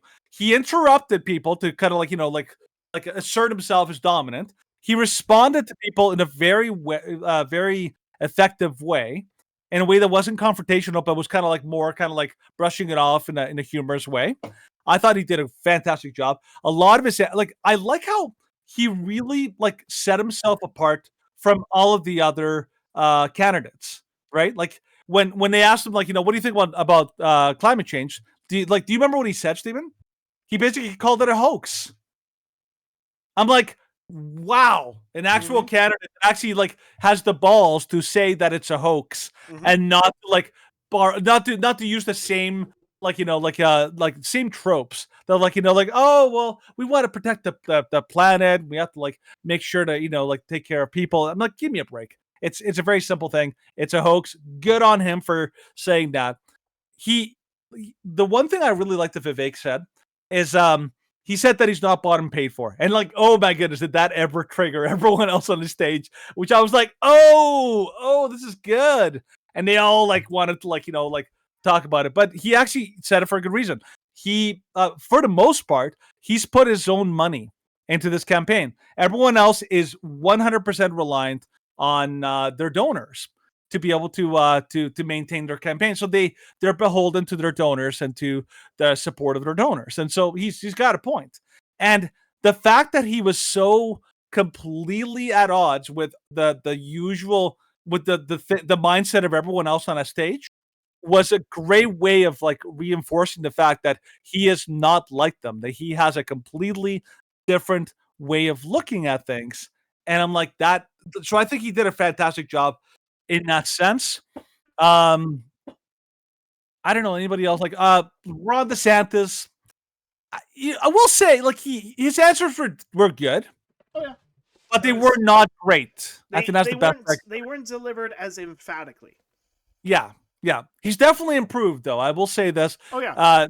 The critique against him is that he's kind of a bit of a robot, like not very charismatic and all that. And he's definitely improved, so that's good. Yeah, he's better than his announcements. Yeah. But Ron DeSantis, like it's been mentioned quite a few times. Ron DeSantis does not shine. Ron DeSantis shines when he is being presented with oppositional media. Mm-hmm. But he does not shine necessarily in debates with people who more or less agree with him. Sure, let's go with this Gato Naranja after you've called us fascists, but sure. Oh, she's trying to go into the historical. Well, no, he's saying what the difference between communism and fascism is, and we can point out how he's very pro-communism. Yes, he is. Which has killed far more people, by the way. But yes, way more people than any conservative or even kind of group in history by far. Let's just address this because he can't type fast enough to actually keep up. So okay, go for it. He claims, of course, that fascism encourages authoritarian national unity and frequently racist and xenophobic viewpoints. This is true. Aside, and with to differing degrees, communism does the same thing. Less racist and xenophobic, but it's entirely authoritarian. And a lot of it is about national unity because guess what? Stalin he didn't execute. He sent the first guy to stop applauding him in his national convention to the Gulag. They applauded for 10 minutes. Yeah. Because national unity and adherence to the state was the most important thing. That's why they ratted you out. In fascism and in communism, they ratted you out for opposing the state. One of my favorite things that people never think about. Okay, so it's undeniable. It's undeniable. It's undeniable that the Nazis, like in Germany, they were fascists. Am I correct, Stephen? They were fascists? Yes. Okay. Do you know what Nazi is short for? National Socialists. Which is basically a form of communism. My goodness, people are crazy. See, they never see that. So I'm reading your link, Gatton. The problem is that communism in its philosophy is nothing like communism in practice. No, not at all. Communism in its philosophy is rather different than fascism. Communism in its practice is virtually identical. They're pretty much identical. Okay, look at it. Look at the. Here, this is what it says. According to this link, a communist society is stateless, classless, and governed directly by the people. Nonsense. That's never a communist society. That's how they advocate. They advocate it, but it's not how it works. Isn't that how they always argued? There's never been a true. That's not what they always say. Oh my goodness. Yeah, this is. Okay. I wonder, oh my goodness, it's hilarious.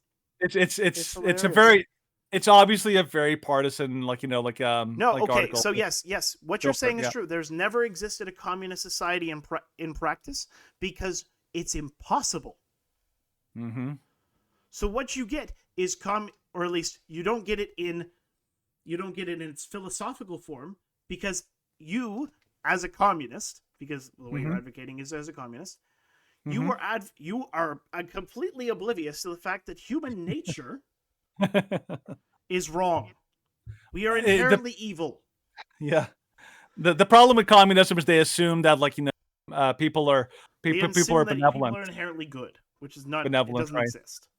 But the big thing is the reason why they keep saying there's never been a true one is because they keep trying to make it happen. Stop trying to make it happen. Okay, every attempt at installing communism has failed horribly and has had horrible consequences. The Bolshevik Revolution that had a horrible track record. The Cuban government that took Castro over, and following governments that was horrible.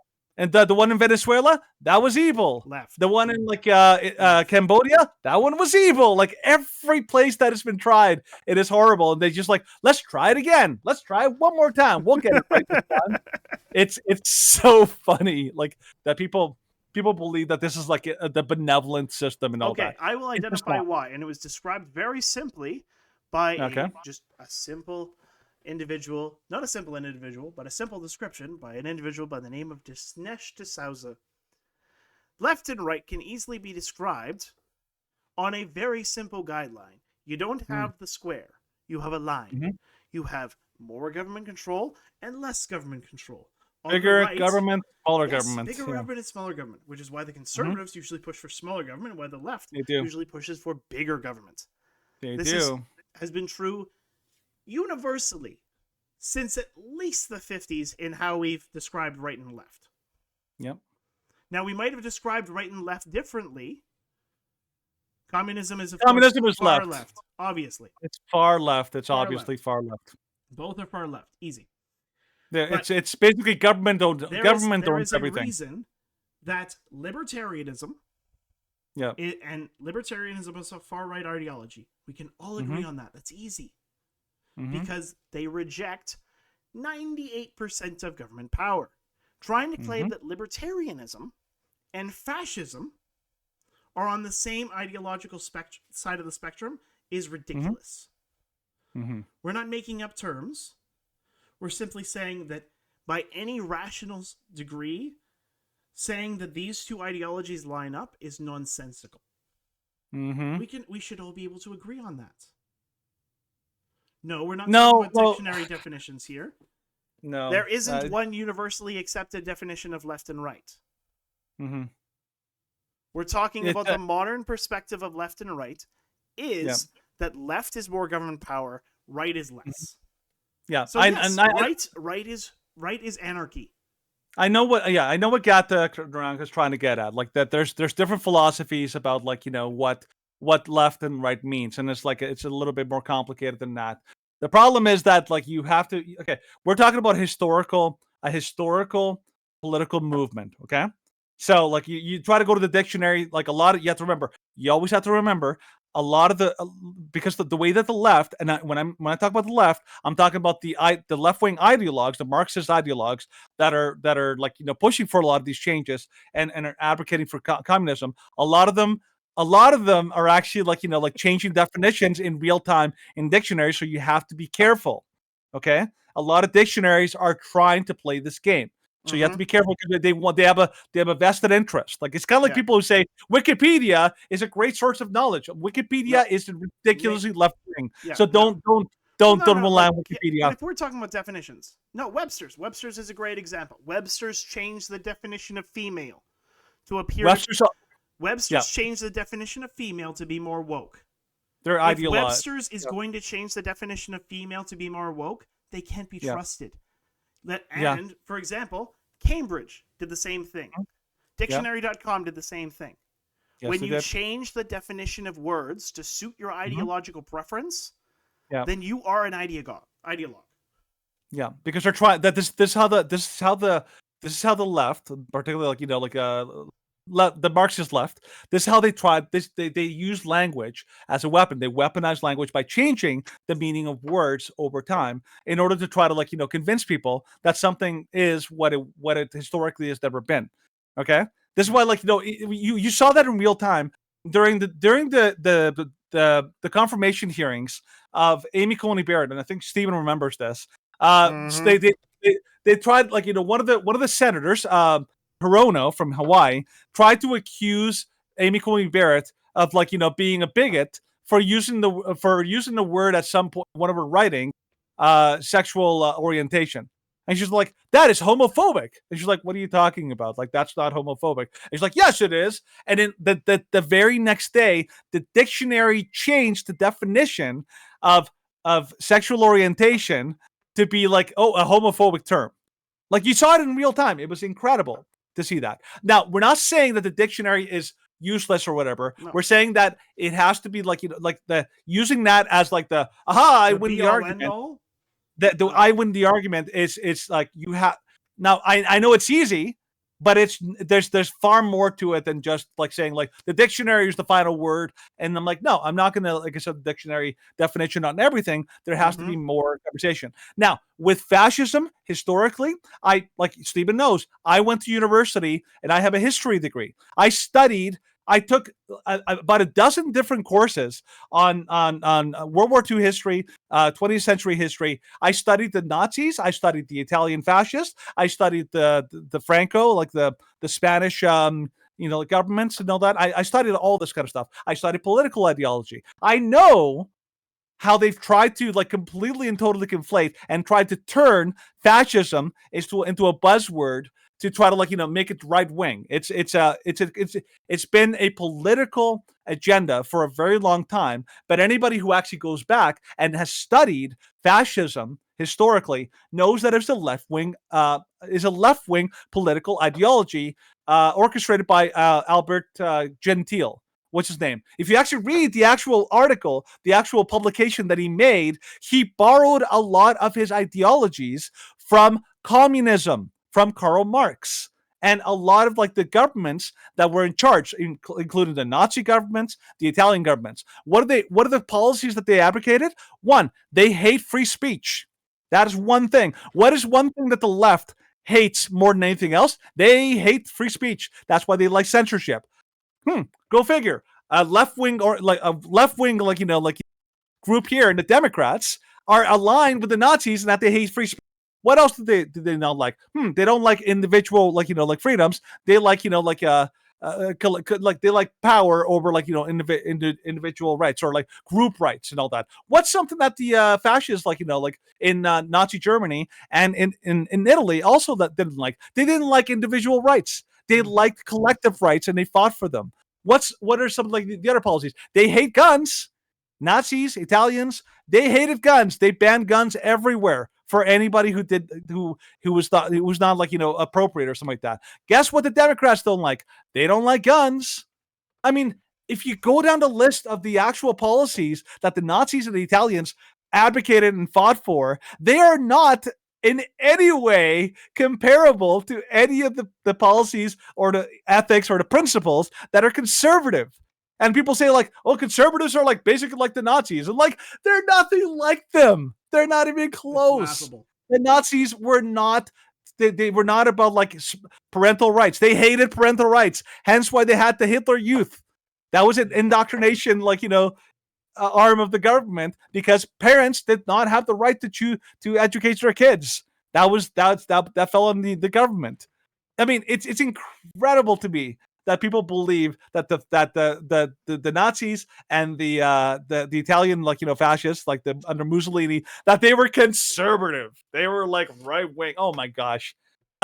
Is there right wing authoritarian kind of government movements? Yes. One of them is in Iran. It is not fascist, but it is a right wing authoritarian theocracy. So does authoritarianism exist on the right? Yes, it can. But it is not fascist. Fascism is primarily a political movement that is left-wing. It is not right-wing. That is my rant. I get so frustrated when people argue that fascism is right-wing. I'm like, oh my gosh, you have been... I mean, the propaganda works. Yeah, it works really well. The propaganda works very well. You have completely bought into it super hard. So anyways, let's move on. I'm just finding it really entertaining that people who are just coming on, I'm like, dude, just join the audio. It's a simple conversation. None of them will. So, none of them will. You can call us a fascist for believing there are two genders in basic science. Okay. I had to address this, and then we move on. The language crap. It's language evolves naturally. Yes, it can. I've known people who are linguists who talk about the etymology of language and how it naturally evolves. And then there's what the lunatic left does, which is manufactured and artificial changes to language. They change it on purpose, and they try to pretend it's organic. Okay? It's basically the left is basically Gretchen from Mean Girls. It's she tries to use fetch. Gretchen, stop saying fetch. Stop trying to make fetch a thing. Well, that's basically what they do. So it happened. That's why they changed the definition of female to be anybody that identifies as a female. That's why it's no longer homosexual. It's gay. Yeah. That's why it's not sex mutilation surgeries. That's why it's gender affirming. That's why it's not like what was it? What was the other one? That's why it's like it's gender dysphoria. You know why they changed it from gender identity disorder? Because it was a disorder. Do you know why they changed it? It wasn't the science. There wasn't any magical new science. It was a political decision. Yeah. They voted on it. That was not based on the science. Complete garbage. No, I'm sorry. Language is not evolving naturally. It's being forcibly evolved. Like Jeremy said, 1984. That's basically like part of their education, yes. Indoctrination, no. My goodness. Propaganda. That's a good way to put it. Let's talk about James O'Keefe to talk about proper education. Project Veritas drama. James O'Keefe under investigation as layoffs royal journalism outfit. Project Veritas is known for its bombshell exposés, but a pair of startling disclosures saw the undercover journalism outfit making instead of breaking the news. Founder James O'Keefe, who was forced out by the board in February, is under investigation by the Westchester County District Attorney in New York for undisclosed reasons. A probe that comes after Project Veritas accused him of spending donor funds on personal luxuries. The report, which first appeared Friday in The Nation, coincided with Project Veritas laying off staffers in response to flagging fundraising spurred by the firing of the charismatic O'Keefe, who had become synonymous with the organization he founded in 2010. CEO Hannah Giles, who took over in June, said Friday that leadership determined that the time had come for an organizational reset. Layoffs were a difficult but necessary decision to maintain the long-term sustainability of Project Veritas. After 6 months of false narrative surrounding James' choice to leave Project, it wasn't his choice. No, that's a lie. It is our hope that truth-seeking donors will re-engage the Veritas mission of investigative journalism that exposes corruption and brings transparency to the American people. Yes. We would hope that, but it's not going to happen, considering that you pushed James O'Keefe out immediately after he called out the largest pharmaceutical organization in the world. If that doesn't string of corruption and malpractice, I don't know what does. The Project Veritas has been in a tailspin. They kicked out the face of Project Veritas. Yeah, that was like a sinking ship if I ever saw one. Yeah, and then of course he started his own media group called the O'Keefe Media Group, which is OMG. It's a funny name. I think it's a little silly, but it's funny. I thought it was clever. I thought it was very clever. It is clever. Very memorable. Yes, that's true. But everything that they kind of levied against him for the rationale for why they kicked him out, he easily debunked. Easily and handily. And then it was just clear. It's like, all right, well, you're just fishing for excuses, and there's clearly another kind of hand at work here in terms of why he was kicked out. And so now he's being under investigation because Project Veritas is floundering and they still want to get money from their golden goose. And there's no other way to put it. James O'Keefe is a golden goose. He is the best investigative journalist in the world. And I can say that with 100% conviction. The best investigative journalist in the world. Oh, absolutely. Yeah, the guy is not only is he a very effective, because he's very good, but he's also very ethical, highly ethical, which is a really like amazing trait nowadays. Because a lot of people, I mean, considering like the witch hunts that he's been under, the fact that he's like been able to maintain his integrity and like and come out as squeaky clean each time is amazing to me. Like the guy is legitimately a very like reputable guy. Like I have full confidence in James O'Keefe. Like and particularly that he's gonna do whatever he does. It's going to be done with a high level of, which is one of the things I love about him. Like he does it very well. Now I think it's interesting that so obviously like we've seen the term like crossing the Rubicon. The idea that it's like the one thing you don't do because back for those who don't know, crossing the Rubicon in ancient Rome was like basically like it was like the one thing you don't do. Like it's like if you are a general, you cross the Rubicon, which is like the river right outside of Rome. That was basically a declaration of war. And in these cases, right now what they're doing is they're doing these things where like once you do these things, you can't take them back, and you've opened up a Pandora's box of consequences. One, they're going after like lawyers, which means they're basically saying we're going to target and we're using a fear campaign to try to scare people away from our political enemies. But then not only are they going out after like their lawyers, that now they're going after reporters, right? People who are actually like exposing the people in power with the levers of power. So it's like it's nothing new that that James O'Keefe, like has always been the target of the DOJ, but yeah, but it's just like they're always targeting him because he's effective and because I hate to say it, like the people in power, the people with like a lot of like that are authoritarians, like true authoritarians, true fascists, I would actually say. Like I think if you actually like had a very like honest and like like proper like analysis of Justin Trudeau and the way, even though he claims he is like they operate as a liberal government, I would actually argue that they actually in practice they operate like a truly fascist government because they follow all the principles of fascism in the way that they operate. And so I actually do believe that Canada is under a fascist government, not in name, but in practice, in the way that they operate, in the way that they run the country.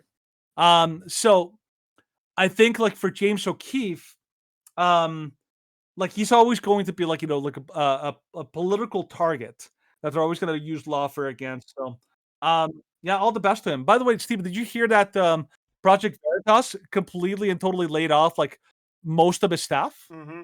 Yeah, they're pretty much done. They're totally done. Like, as an organization, they're done. So stick a fork in.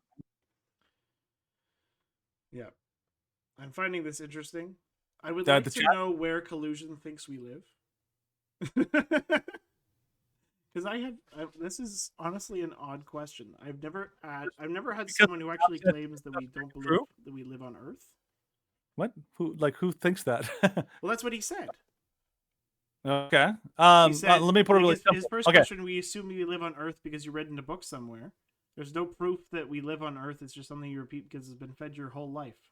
And I'm like, no, yeah. Okay. No, that's crazy. Okay. First of all, to basically like make it clear what our positions are. A, we don't believe that we don't believe that there's a flat Earth. That's not true. B, I think that Gatan Naranka asked like do we believe the Earth is 6,000 years old? That's called young Earth creationism. Yep. It's basically a theory about like what how to interpret the Bible. I know several people who are very highly intelligent people and absolutely believe that the Earth is 6,000 years old based on like several factors. I tend to lean more. I think it's an old Earth. Yeah. And I think that can actually be reconciled. I haven't actually studied it very very heavily, but yeah, like I don't think people believe. I don't think there's a correlation in between like young Earth creationists and flat earthers. I think flat earthers straight up deny a lot of science. Whereas I think like young Earth creationists actually like use a lot of science to back up their things. So they're not equivalent. Like it's not the same. People try to like bunch them together, be like oh they're both crazy. I'm like no. I've heard the arguments for flat earthers. They are pretty crazy, and I've also heard the arguments for young Earth. Very different. Absolutely like very different stuff. So, anyways. Nobody's a flat earther? No, I don't think so. I don't think anybody here is a flat earther at all. unless somebody snuck into the chat that we don't know that is interesting. And they're like, yeah, I don't know. I remember what? Yes, go for it. Quick question, Jeremy?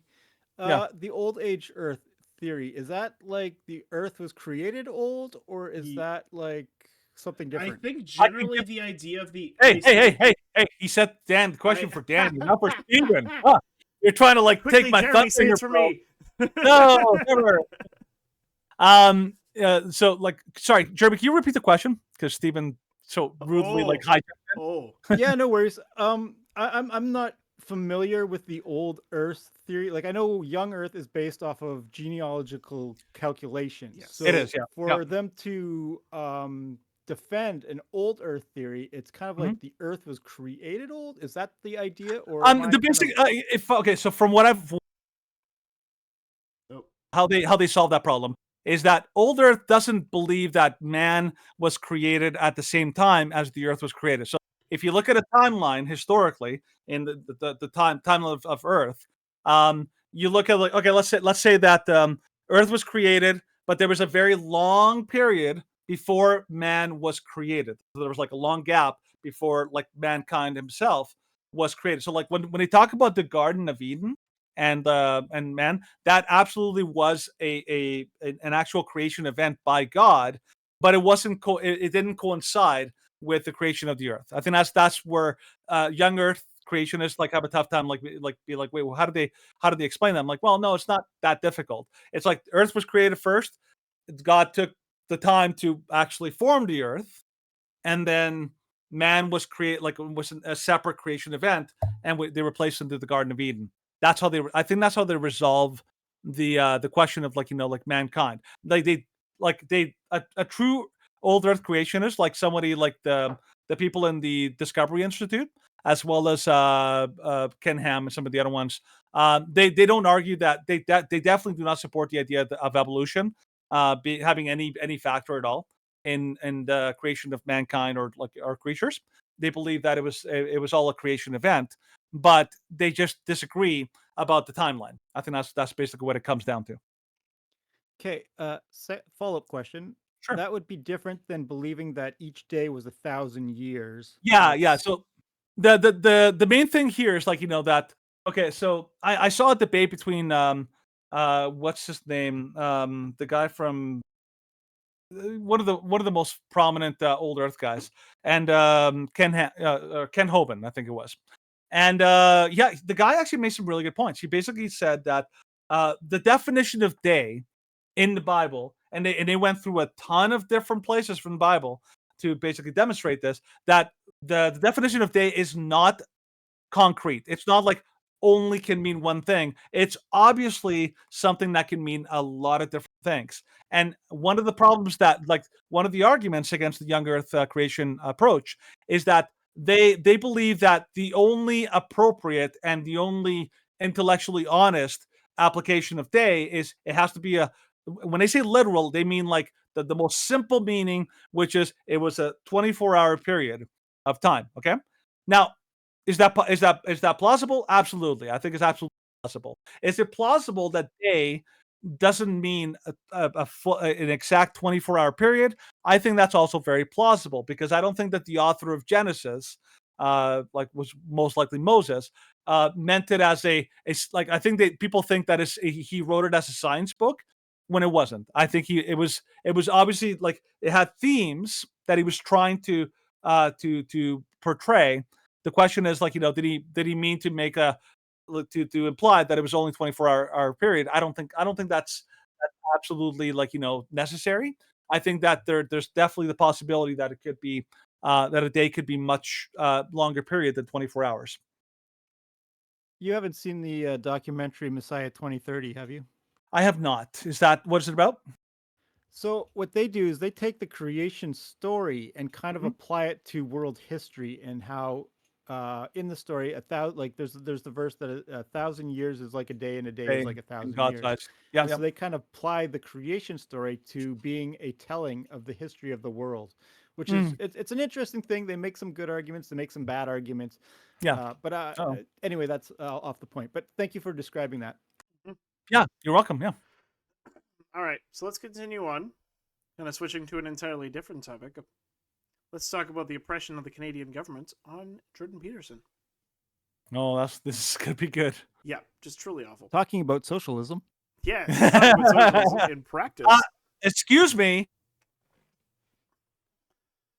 Ontario court rules against Jordan Peterson upholds social media training order. Jordan Peterson, the controversial Canadian psychologist, lost his bid to overturn an order from the Professional Regulatory College to complete a social media coaching program in response to a series of complaints about his online posts. Decision released by Ontario's Divisional Court on Wednesday, Justice Paul Shabazz wrote the College of Psychologists of Ontario adequately and reasonably, oh my gosh, considered Dr. Peterson's online statements in the context of its mandate to regulate the profession of public interest. College's requirement that Dr. Peterson complete a specified continuing education or remedial program, or CERP, has a minimal impact on his right to freedom of expression.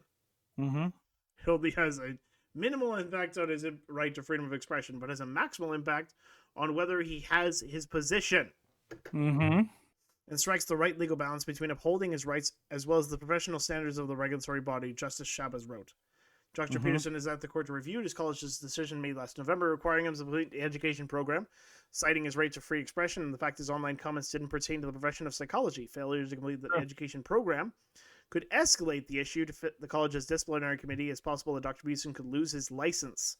By the way, a quick translation there. When I say like failure to complete, it means and I want to make sure I got this right. That means that because as far as I know, when you go to a re-education program, it's like you have to give them all the right answers in order to pass. Is that correct? So if they tell you like there are more than 2 genders, and you're like, no, I actually don't agree. Be like, you fail. You know, like I think that's how it works. And so it's got the facade of being a legitimate, good meaning thing, but I don't think it actually is. I think it's. Oh no, it's definitely not. It's like it's pretending to be legitimate, but in reality, it's basically a brainwashing program. It is, and you have to accept all their. You have to accept all their conclusions. Yeah, absolutely. Which is, of course, nonsense. Mm-hmm. Because all their conclusions are like what we've been talking about today. Mm-hmm. Which, like, I follow because I was watching the Daily Wire backstage, and they were talking about this. Mm-hmm. And I agree with Ben Shapiro on this.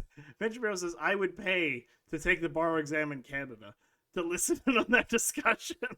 When he has this conversation, when he goes to social media re-education. I'm like, yes, I would pay to see that. I'm like, please, Dr. Peterson, secretly record it. It's funny too, because like, again, it's like, this is the weaponization of something that so like doctors in the past have during COVID, they were punished not for saying anything that was actually going to cause any harm, but because they had opinions that were not appropriate, and the College of Physicians would go after them. Getting out of your lane entirely. This is a perfect example of them weaponizing an organization. Okay, so the College of whatever, like the college here is, their job is to make sure. What's the college? Ontario's College of Psychologists. Okay, their job is one job. Okay, let's take it really simply. If you're a College of Psychology, your job is to look for the people who are in their practice, in their actual practice, are doing something wrong or are practicing malpractice. Okay, so a psychologist who is causing his patients to commit suicide because he's like telling them horrible things or something like that. Okay, they definitely need to rein that in, because that's actual malpractice. This is different. This is a college saying, we don't like that you're criticizing our dear leader. Dear fearless leader is sacred, and nobody may speak against them. I mean, like people complain all the time about Trump being like a cult leader. It's like, oh my gosh, like they're stuck in the cult of Trump. I'm like, oh my goodness, people in Canada, there's literal organizations that treat Trudeau like a cult leader. Oh, you cannot disparage the good name of our dear fearless leader. Yeah, like that's what this is. He criticized Trudeau. Oh, you can't do that. He's our dear leader. Hail Trudeau. So it's like it's bonkers. Politics these days, and of course in certain aspects religion, but politics more so lately has become kind of the cult figure competition. Like Trudeau is more indicative of this than Biden. Yeah, because there's basically no cult of Biden, because Biden is basically a demented old coot. Biden is basically, how do I call it? They believe in the cult. They just don't like that he's the leader. It's kind of like the Mormons when they have an unpopular prophet in charge. They're like, yeah, I guess he's our leader, but we're just not very happy about it. But that doesn't mean that they don't like the cause. He's like the Pope. Yeah, the Pope. That would be a good. A lot of people would brag like crazy about John Paul II. They loved him, but they cannot stand this new guy. They're like, he's the worst. But he's the Pope, so they kind of have to, like, they have to deal with him, I guess. Manageable. Okay, I will say this. I genuinely do not believe that Biden is in charge. I genuinely do not believe that. Everything you know about him, from the public persona to the private persona, years ago, he was at least like mentally like capable enough that sure, he could make his own decisions. Right now, he has to be told how to get off a stage. That is how mentally capable he is. He is not in charge. That's why they like him, because he reads the prompter very, very well, where he says, "Please pause." Very poorly. My goodness, he's pretty terrible. Yeah, he's not in charge. Trudeau is in charge, though. That's the problem. Yes. Here in Canada, he is actually in charge, which is why he's more dangerous. Yeah, he's definitely mad. He's handled. Yeah. Biden is basically the human manifestation of Weekend at Bernie's. It's basically what he is. He's basically an old fossil being like carted around for for show. Here's your president. Is he in charge? Not at all. Not even a little. So anyway, so yeah, are we done with the story from Mr. Jordan Peterson? Yeah, well, because this is what's happened to Jordan Peterson is only indicative of what is going to be coming for many Canadians. Mm-hmm. Like, Canadians, unfortunately, most are oblivious to the fact that the government, if you dissent from the government's ideals and ideology, the Canadian government will eventually be coming for you if it maintains kind of the Trudeau regime in power. They came for the Freedom Convoy, where they froze people's bank accounts. Mm-hmm. They came, well, not just the Canadian government, but the British government, which is very similar to the Canadian government, came for Nigel Farage. They will come and they will shut down and they will keep you from living your life because they do not want any form of dissent to have a voice. Mm-hmm. Jordan Peterson is the most conservative mainstream voice in the right that is still a Canadian. Yeah. Okay, hold on. Well, I think he's tied to Canada because, like, his law license is from Canada. His psychology degree. His psychology degree is from Canada. There's prominent, former Canadians that are no, what's the guy's name?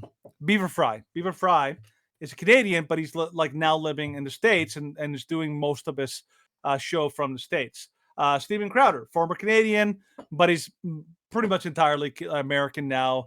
Mostly talks about his Canadian time as a reflection. But Jordan Peterson, because his legal, his psychology license was from Canada, that's why it's kind of a big deal. That's why you can't just ignore it. He can't just kind of say F you woke moralists or something like that. Yeah. Because if he refuses to take the re-education program, then they can use that as a justification to take away his license. Be like, well, our job's easy. We can say it's like, well, he refused to do it, so we're gonna take it away. But obviously, if he goes to the program, I think it's going to be very intentionally designed to basically you basically have to repeat the talking points that they tell you in the program. I've never been through a re-education program. I've heard of them everywhere. From what I'm familiar, particularly from James Lindsay, who talks about these things, these programs the answers are non-negotiable. You if they tell you white fragility exists and what do you call it?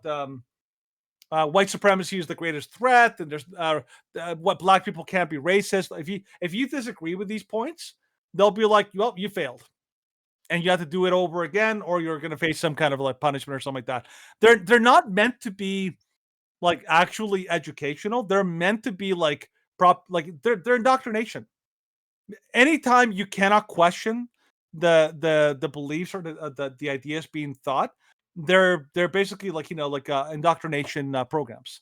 they're no different than anything that the communists did or anything that the Soviet that the Nazis did during their run, because they would try to basically put people through these re-education things as a way of they want conformity, they don't want critical thinking. That's the problem with these programs.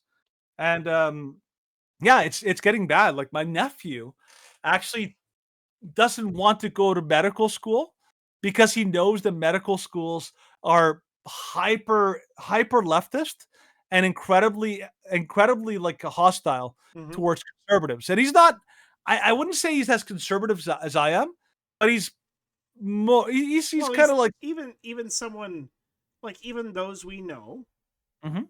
who went to our old church and complied with the lockdowns, like even those kind of beliefs would be seen as extreme in the modern post-secondary institutions.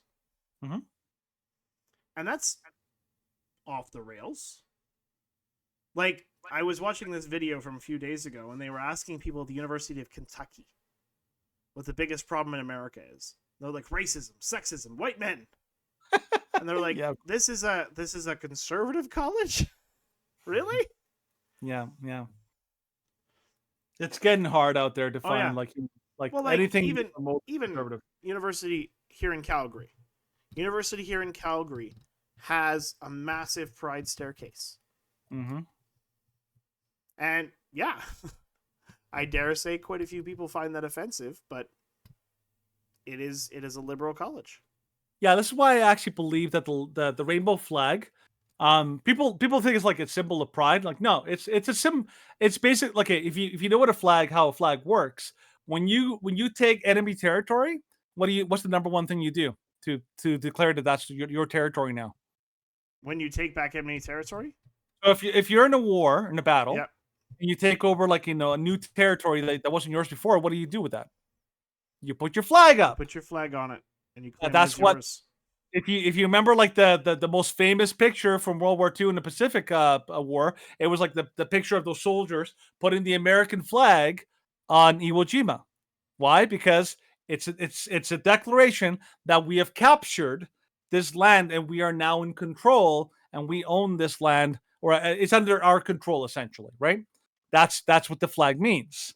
The rainbow flag is basically a symbol that we have captured this place and it's ours now. So the fact that like you say, you have government buildings, you have universities, you have stores that have the rainbow flag. When I see that as that this institution is captured. It's officially under the control and power of the LGBT mob and mafia. That's what it means. So that's why I'm like, yeah, rainbow stuff basically means you've basically lost. They're now in control. That's basically what it is. By the way, Gata Naranka, I recommend you read a book called The Dawkins Delusion. I think you would really enjoy it. It's a really, really good, companion. You should definitely read them both side by side. Anyways, you want to go to the next story? Sure. Okay. Let's do it, man. All right. Move my mouse. All right. So this is another story against the Canadian government of evil. So, from YouTube, from the counter signal. Justin, can you tell me why your Minister of Climate Change is serving on a communist council? I'm really concerned about that, and he should be off as a minister. Move towards. Why is your climate right minister when he's asking the serving questions? Yeah, go for it. Yeah. Because we don't need to hear the perspective of the passerby on the streets. So he's trying to get a question from Trudeau. Trudeau's walking away. Right behind you, Justin, can you tell me why your Minister of Climate Change is serving on a communist council? Can you tell me about that, Justin? Why are you pushing me into traffic, bro? Hey, you stepped on my foot. Why is your climate minister serving on a communist council?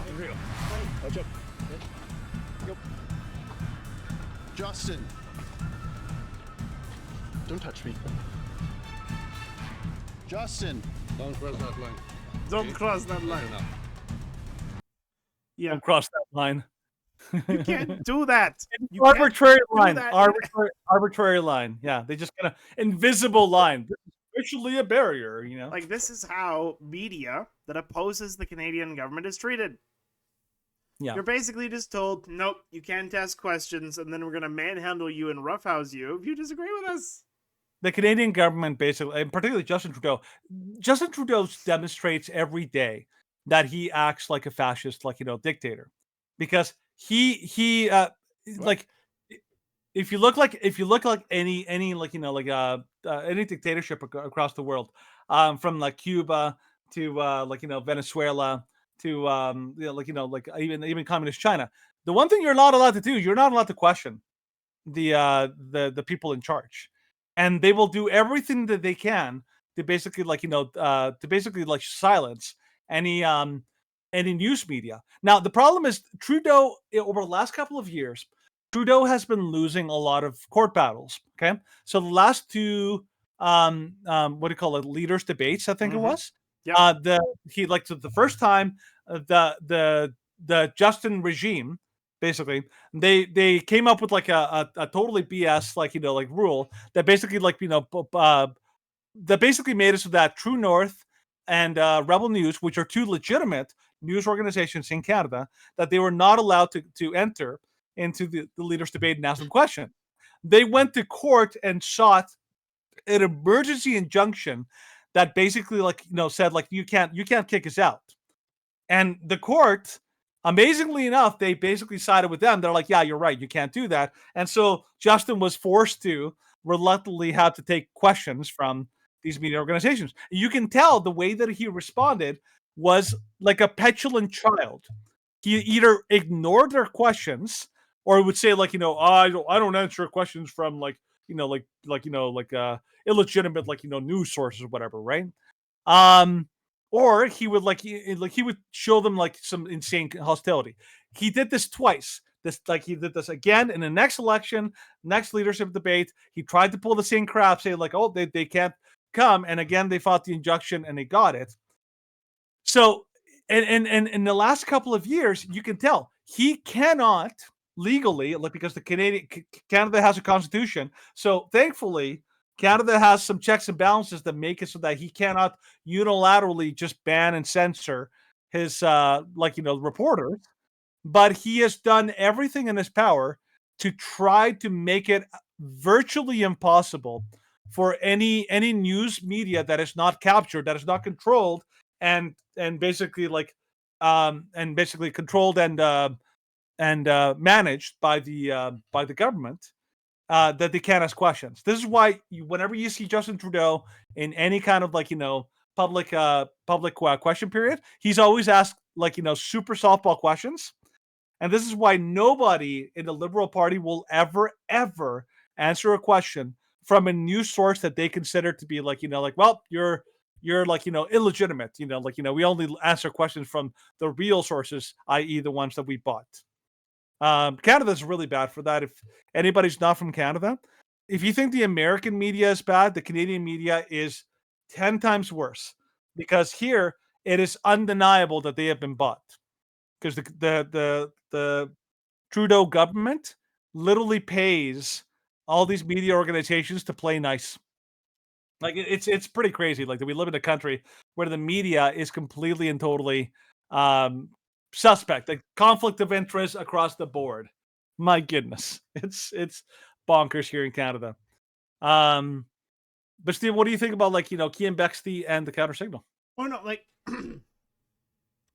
Cian Bexley, like, I thought that, like, him separating from Rebel did have some arguments when like, he was a little too vitriolic against Trudeau. Yeah.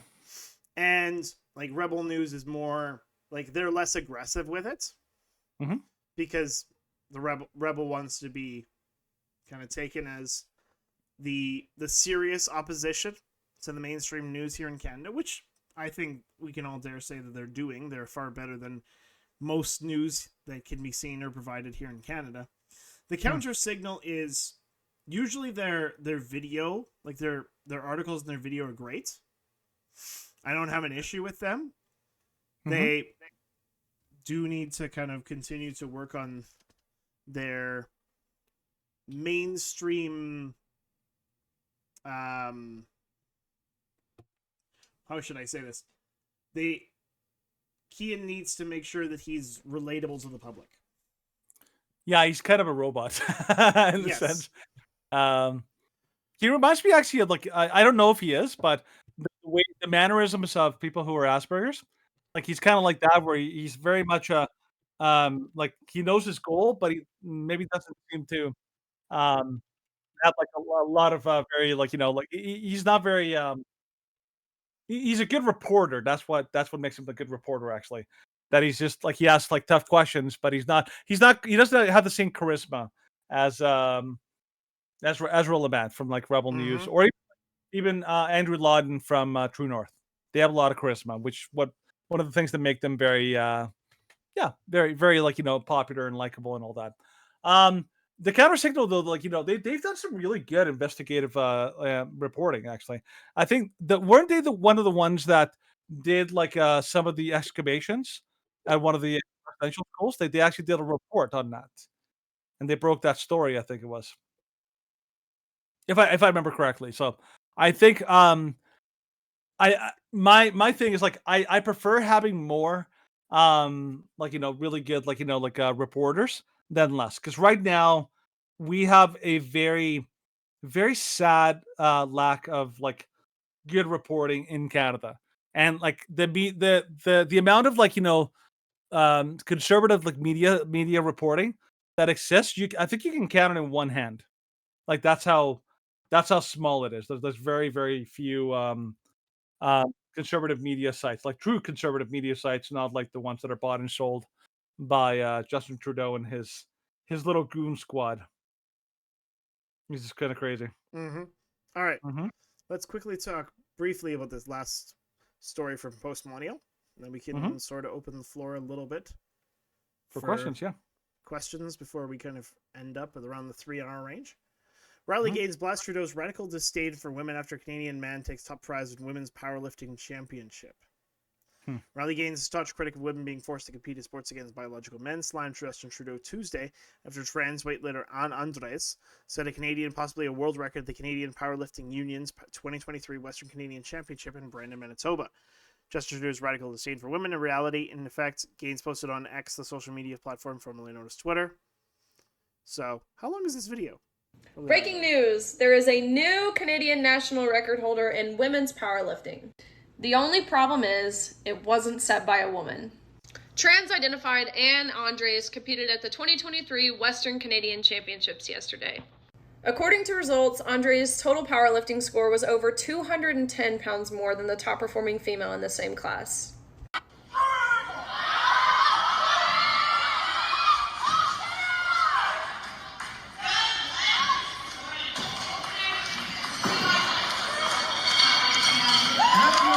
Not only is this a Canadian national record, sources say that this is an unofficial world record for the class that Andres competed in.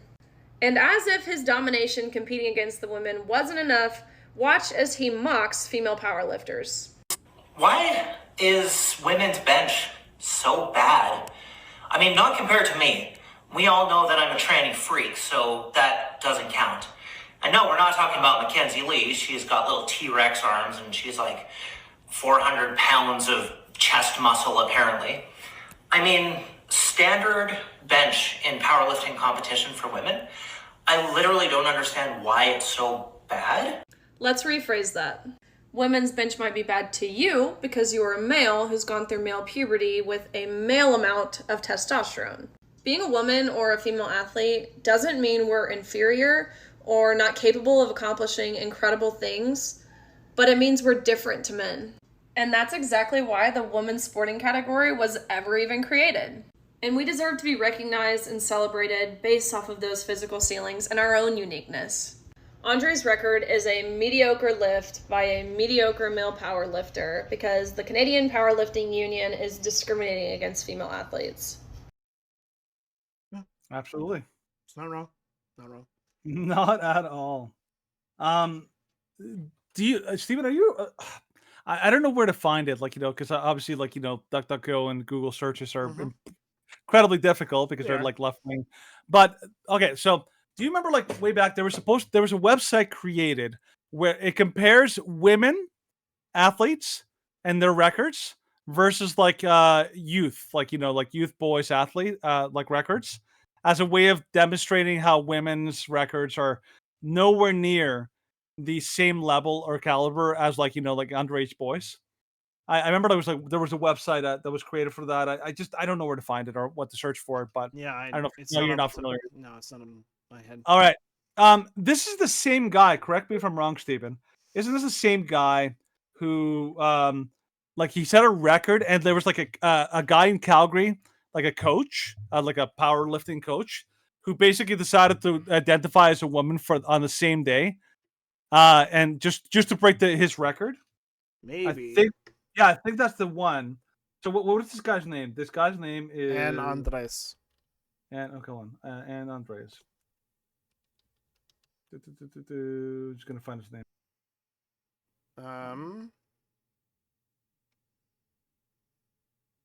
They keep calling him Andres. Well, but there's a YouTube There it is, video. and Andres. Okay, so and Andres. I'm gonna see if I can find it because I know that. Okay, Avi Silverberg. is that the one? Can you put it up? Like there's a video. I just have to look up Avi Silverberg. Canadian coach. Oh no, Avi Silverberg is the. No, hold on. There it is. Yeah, I'll link the story. Yeah, go for it.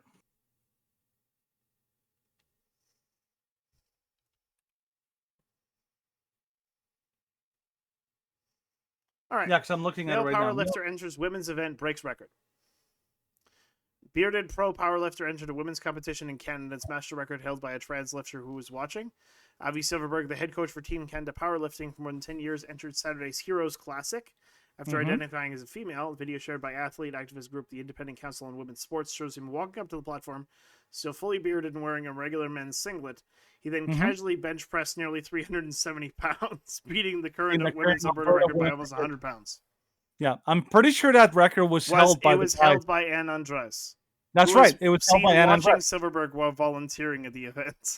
Yes. So okay, so like just so you know what this means. Okay, do you have a picture of the guy who beat this record? Yeah, this guy. This guy. Okay, I think they have a video of him too. I think they literally have a video. If yeah, there it is, or somewhere. No, these are pictures. There's a video somewhere. Yeah, there's go to a the video. top. The top it has like a link to a video. I think it said. Not the same thing. No. You know, go down. Video shared by the app. Video shared. Okay, go back. It says video shared. Okay, right there.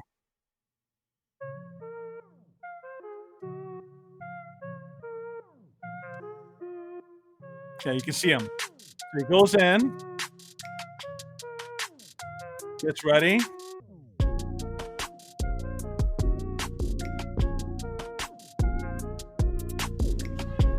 That's his thing.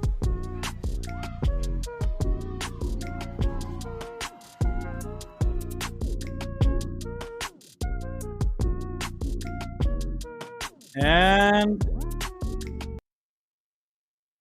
kablamo.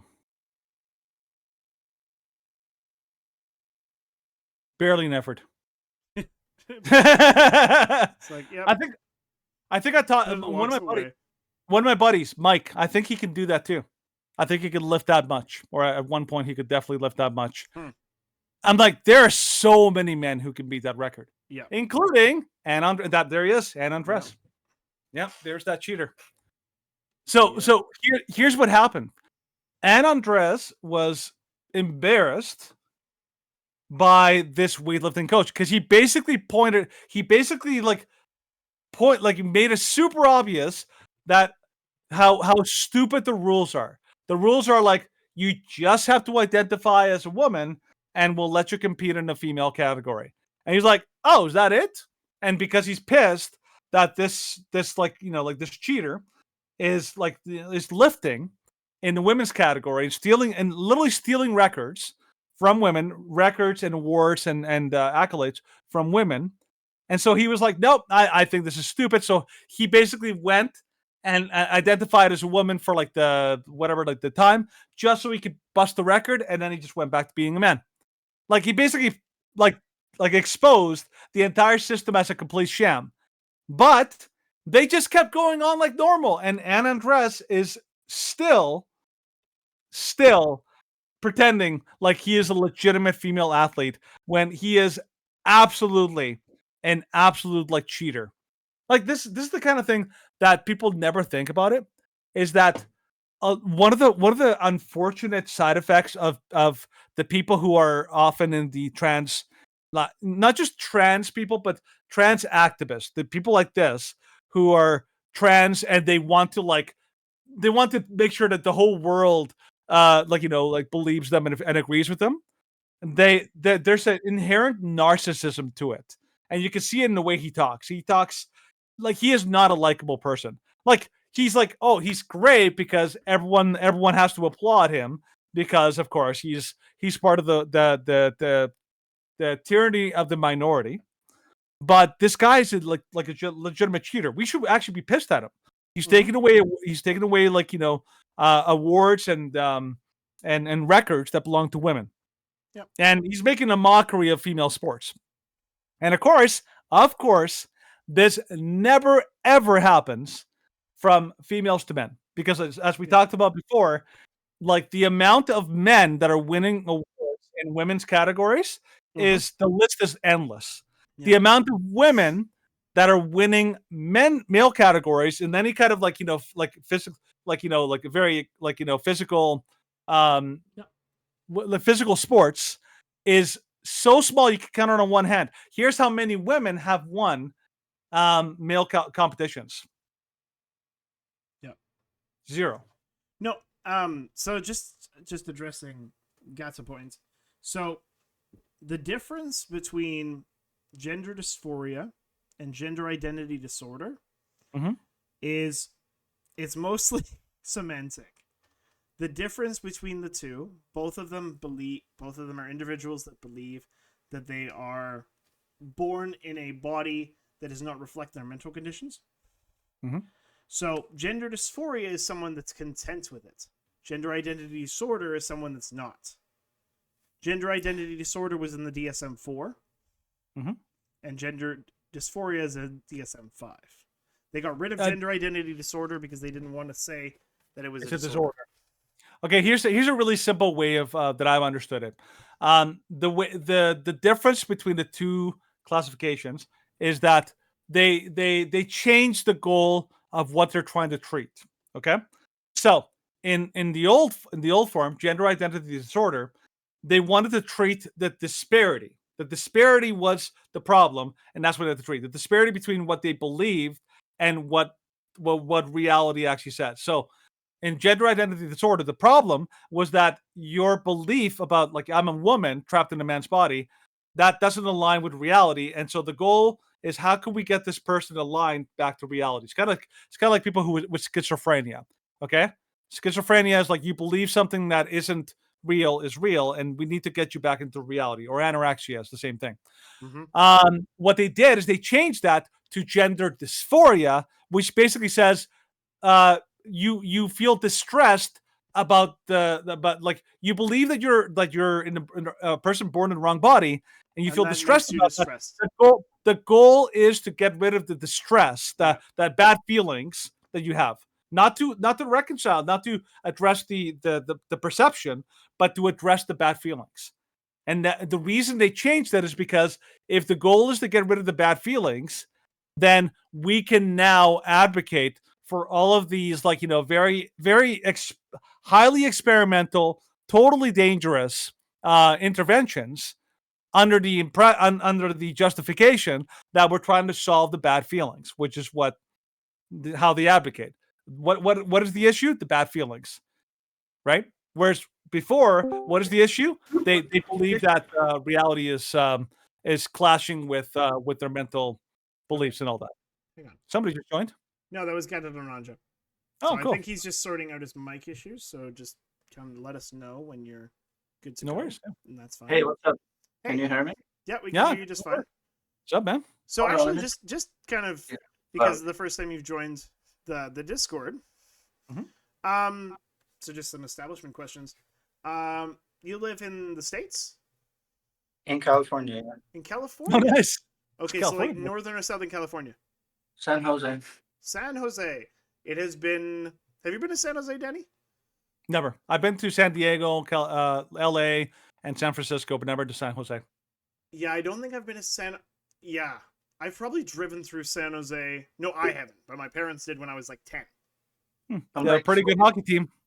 45. Not anymore. Well, they've had historically a decent hockey team. Yes. Yeah, I'm about 45 minutes south of San Francisco. Okay. Nice. All right.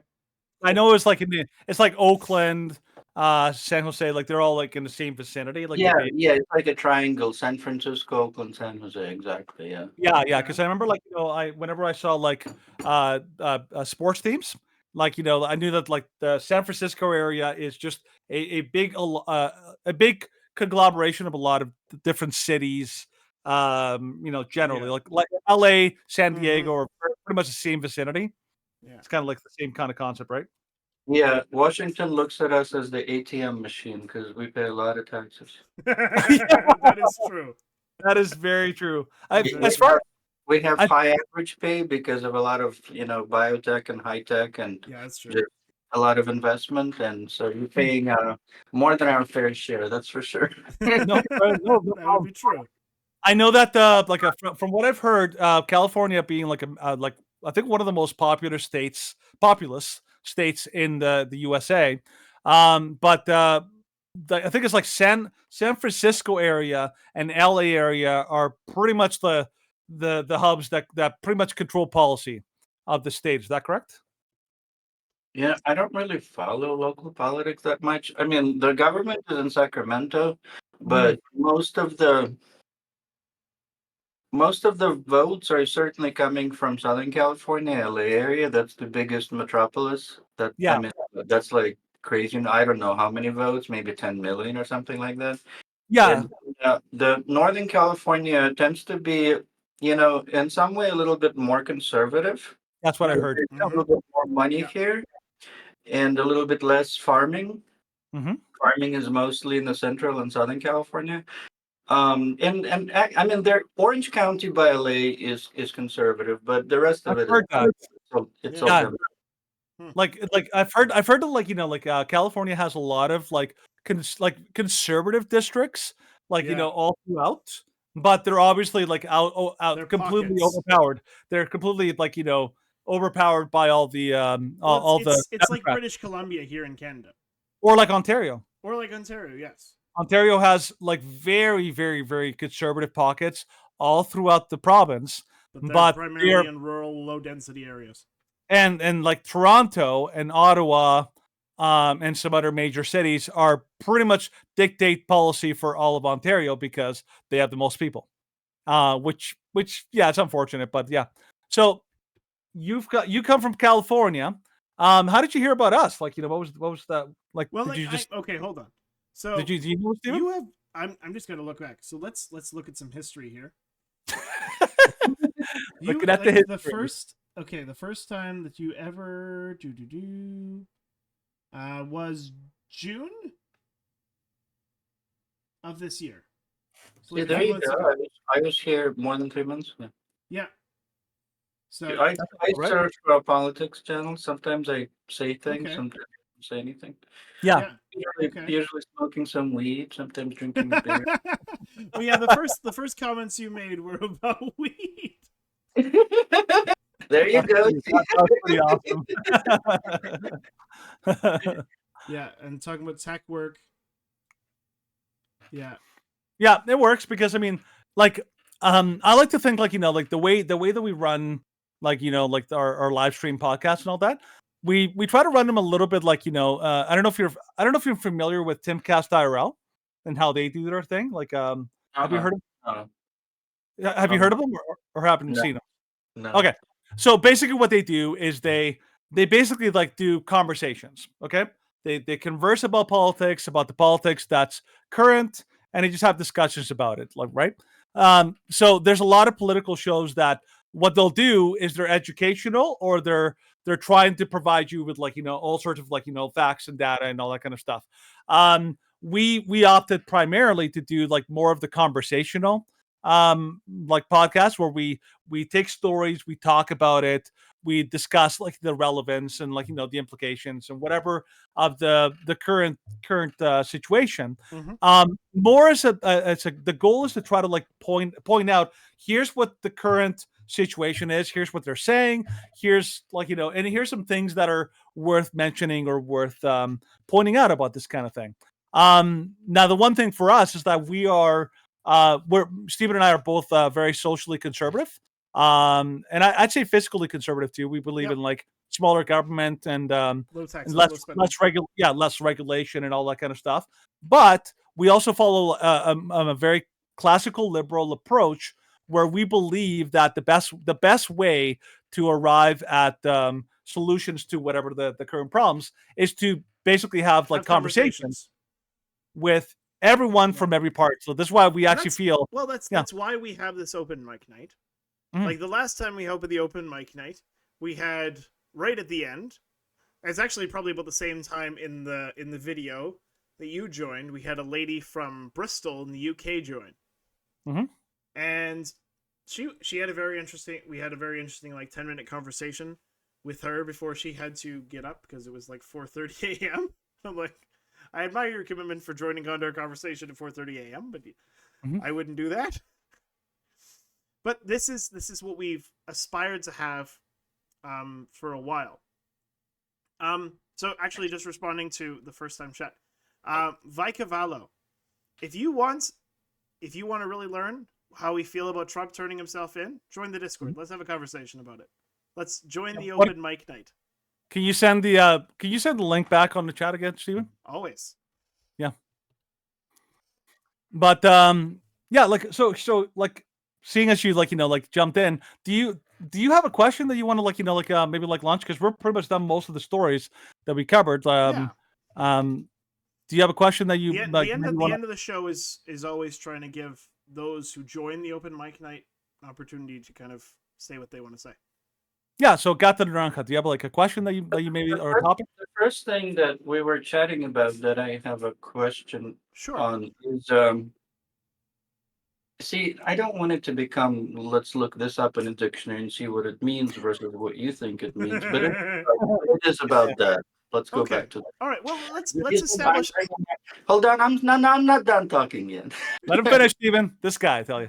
I just wanted to ask one question.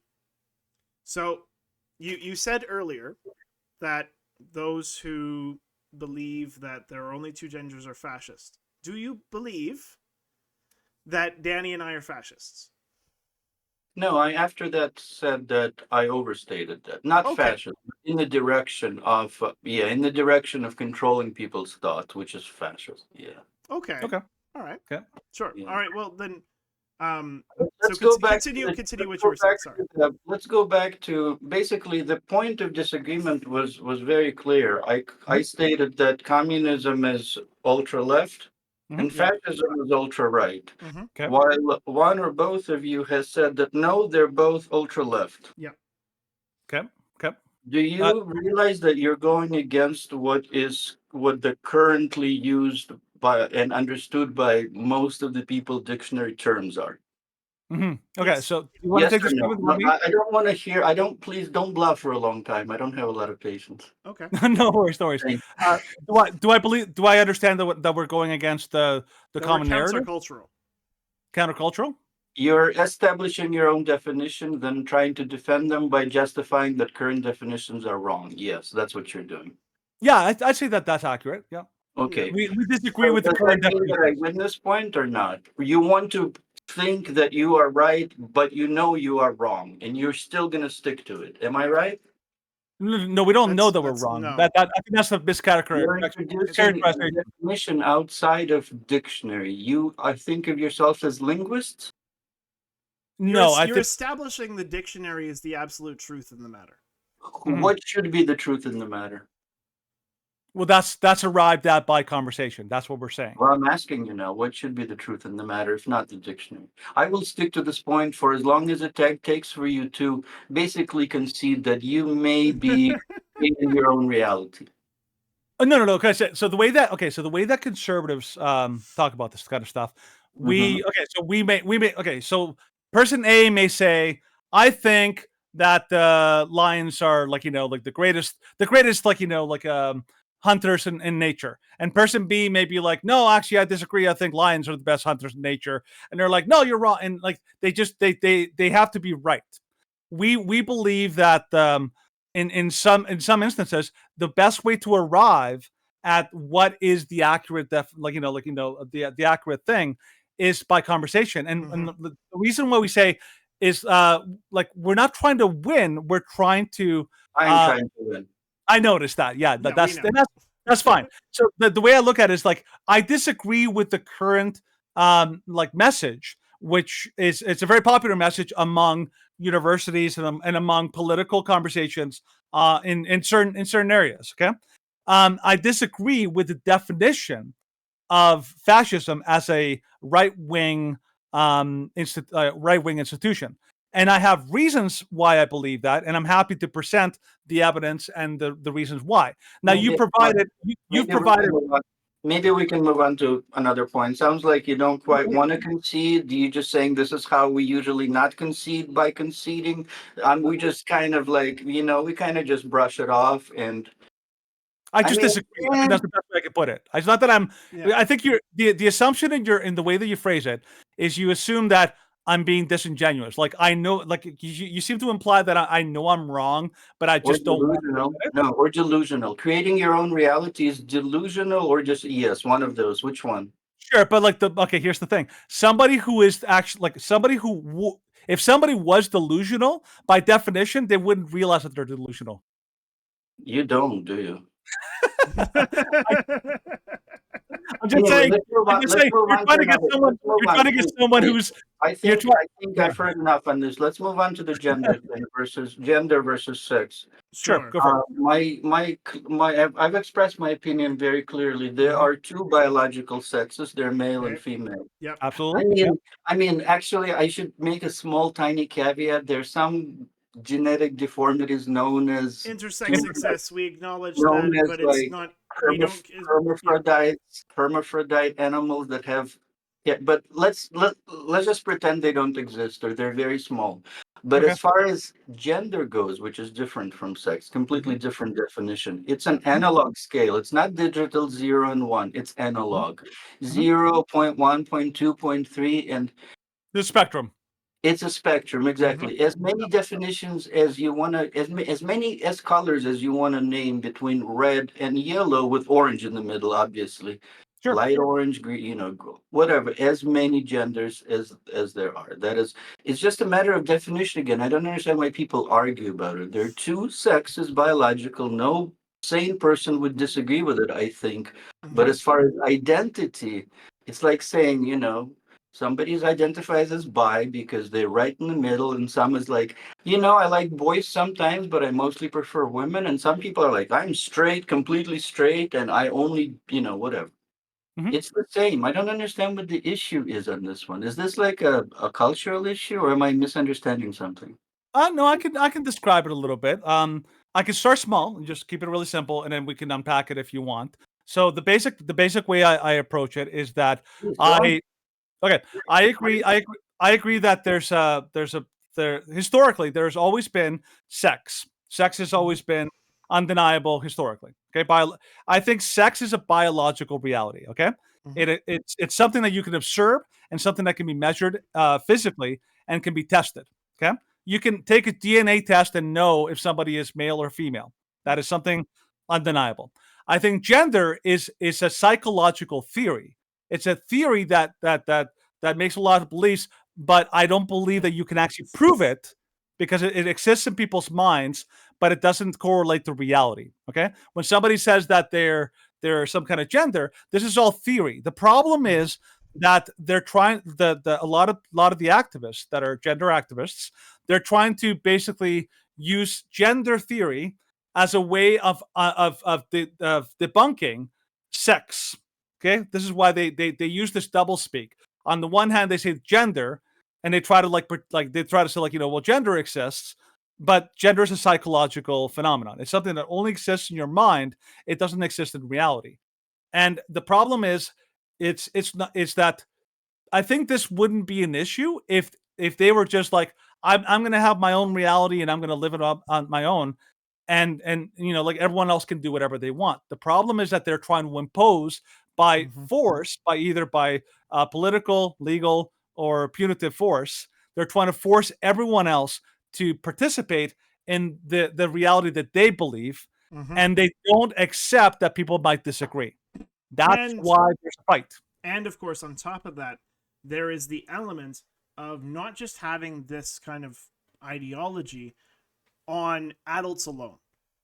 The modern kind of cultural divide is very simply put into most parents do not want their children to be taught things which are, by all statistical relevance, innately harmful to them.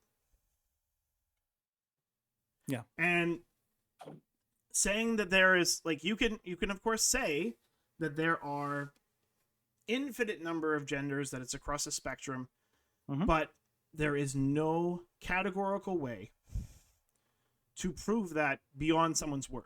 We've been criticizing collusion collision because everything that he's been saying has been, I receive everything from my personal revelation from God, that I'm hearing everything, but he's also saying that there is no one to help to keep him accountable, that there is no one that he goes back and forth with to say, is what I'm actually hearing, is what I'm thinking in my head correct?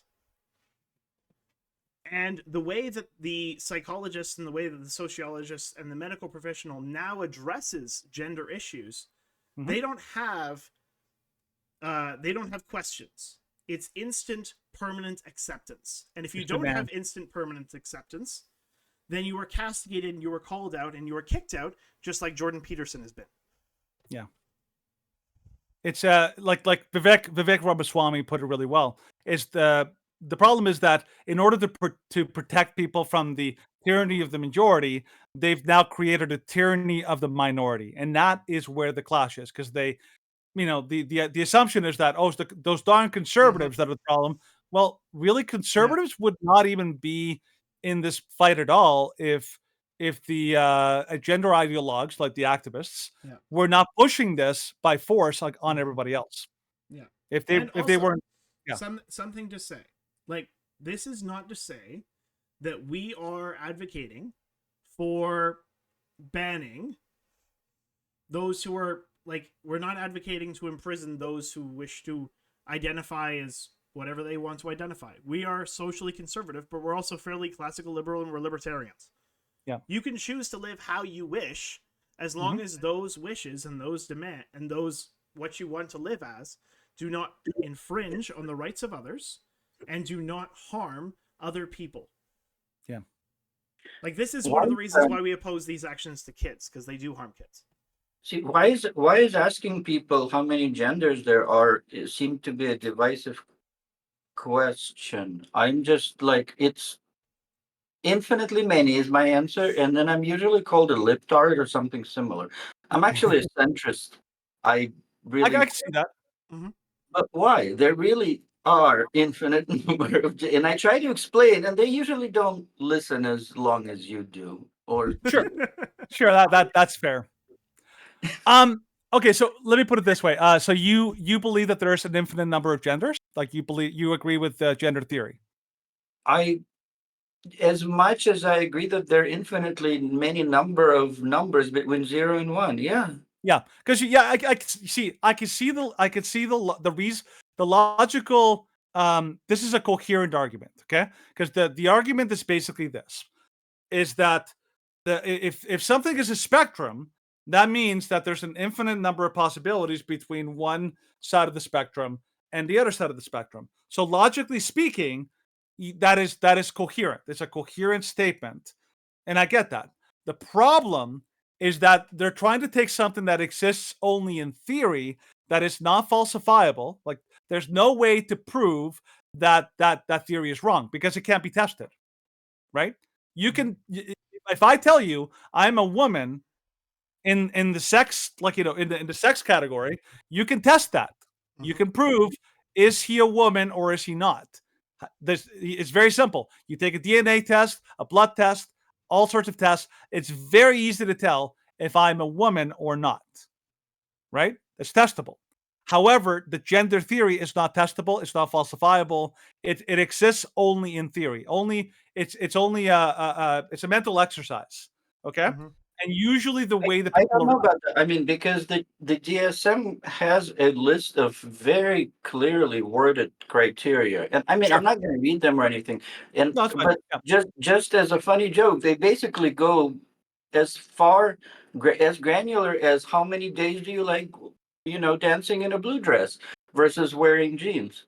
I mean, Yes. they're not like that. That was a joke, but they're fairly like granular, and they can say, "Oh, you're like, 1/4. The way you're feeling sounds about like 1/4 male and 3/4 female, or the Right. other way, or 3/8 male, 5/8 female, whatever it is." And I don't see an issue with that. People No. really are very, very different. They're not all straight, and there's going to be in the middle and Yeah. closer to one side. Yeah, well, what we're describing are characteristics, all right?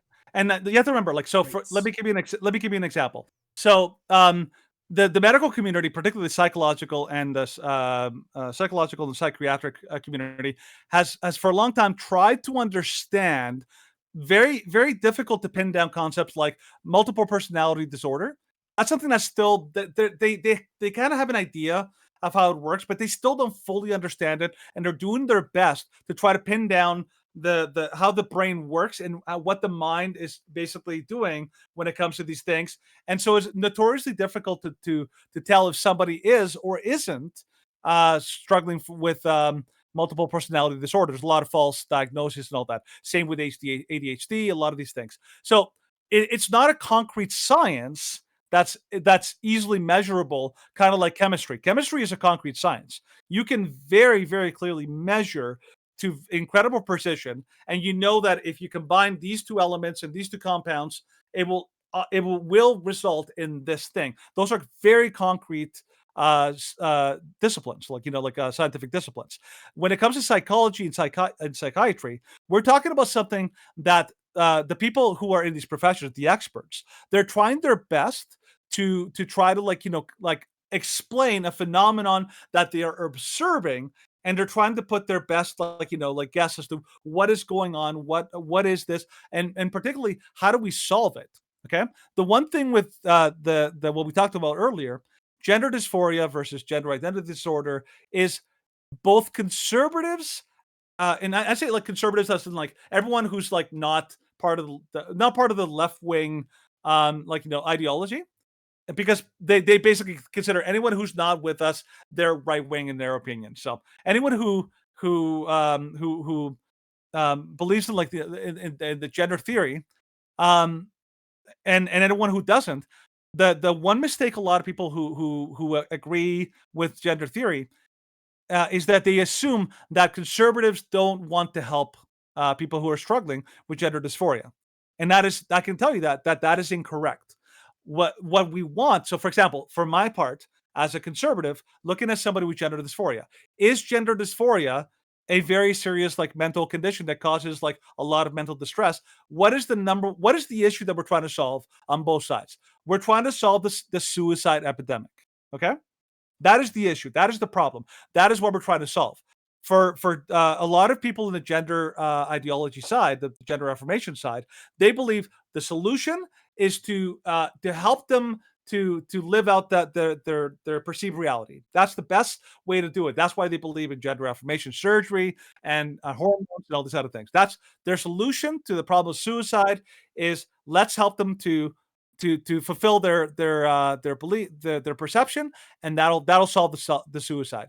For conservatives, we believe that the best way to solve the suicide epidemic is to is to try to resolve the disparity between what they believe and what reality is. That was historically the way they did. They resolved gender identity disorder. They had the policy called wait and see. In other words, like especially for kids, like wait and see, because a lot of times they observed if you leave people long enough, their brain eventually, like their mind eventually finds like harmony once more with the disparity, and eventually those feelings did tend to go away. For the ones who are serious, they had to find other solutions, right? And sometimes those solutions may be medication, maybe counseling, maybe a lot of different things. But it's more nuanced than just giving them whatever they ask for, never asking questions about is this actually going to cause them harm, or is it going to help them. So both sides are trying to find a solution, not just the one side. Is that did I answer your question at all? Like I know I talked. Danny tends to be long-winded. I smoked a little bit and I forgot what I honestly forgot. But it was a good answer, a long one. If you feel the need to tell Danny to make his point smaller, just tell him to shut up and make his point smaller. Yes, bullet points, please. I'll do my best. Yeah. All Do you have any follow-up questions or any other questions on a different topic? Yeah. We'll probably talk for another 10 minutes, and then we got to sign off because it's getting pretty late. Cool. Okay. I personally feel that it's being used as a wedge issue, and not that many people have personal care in this. It's being used as a wedge issue to divide people, which is which is fine. It's not the only one. Abortion is used the same way also. As far as I know, the number of trans is like 1% or maybe a little bit over that in the population. It's gone up. It's gone up significantly. The number, well, where I live, the number of gays is like 30%, but in the whole country, it's probably like 5 or 7 or whatever percent. Yeah. So it's a wedge issue. Like I have no interest. I don't give a fuck. If somebody's child says I'm feeling like I want to be a girl and I have a penis, and mommy, can you ask the doctor to fix me? If mommy agrees with him, go for it. If mommy doesn't agree, then let's wait till he or she's 18 and then do whatever they want. Yeah, you have the laissez-faire approach, which is fair. I understand that. I really it doesn't concern me. Whatever. Yeah, I get that, and I can respect that approach.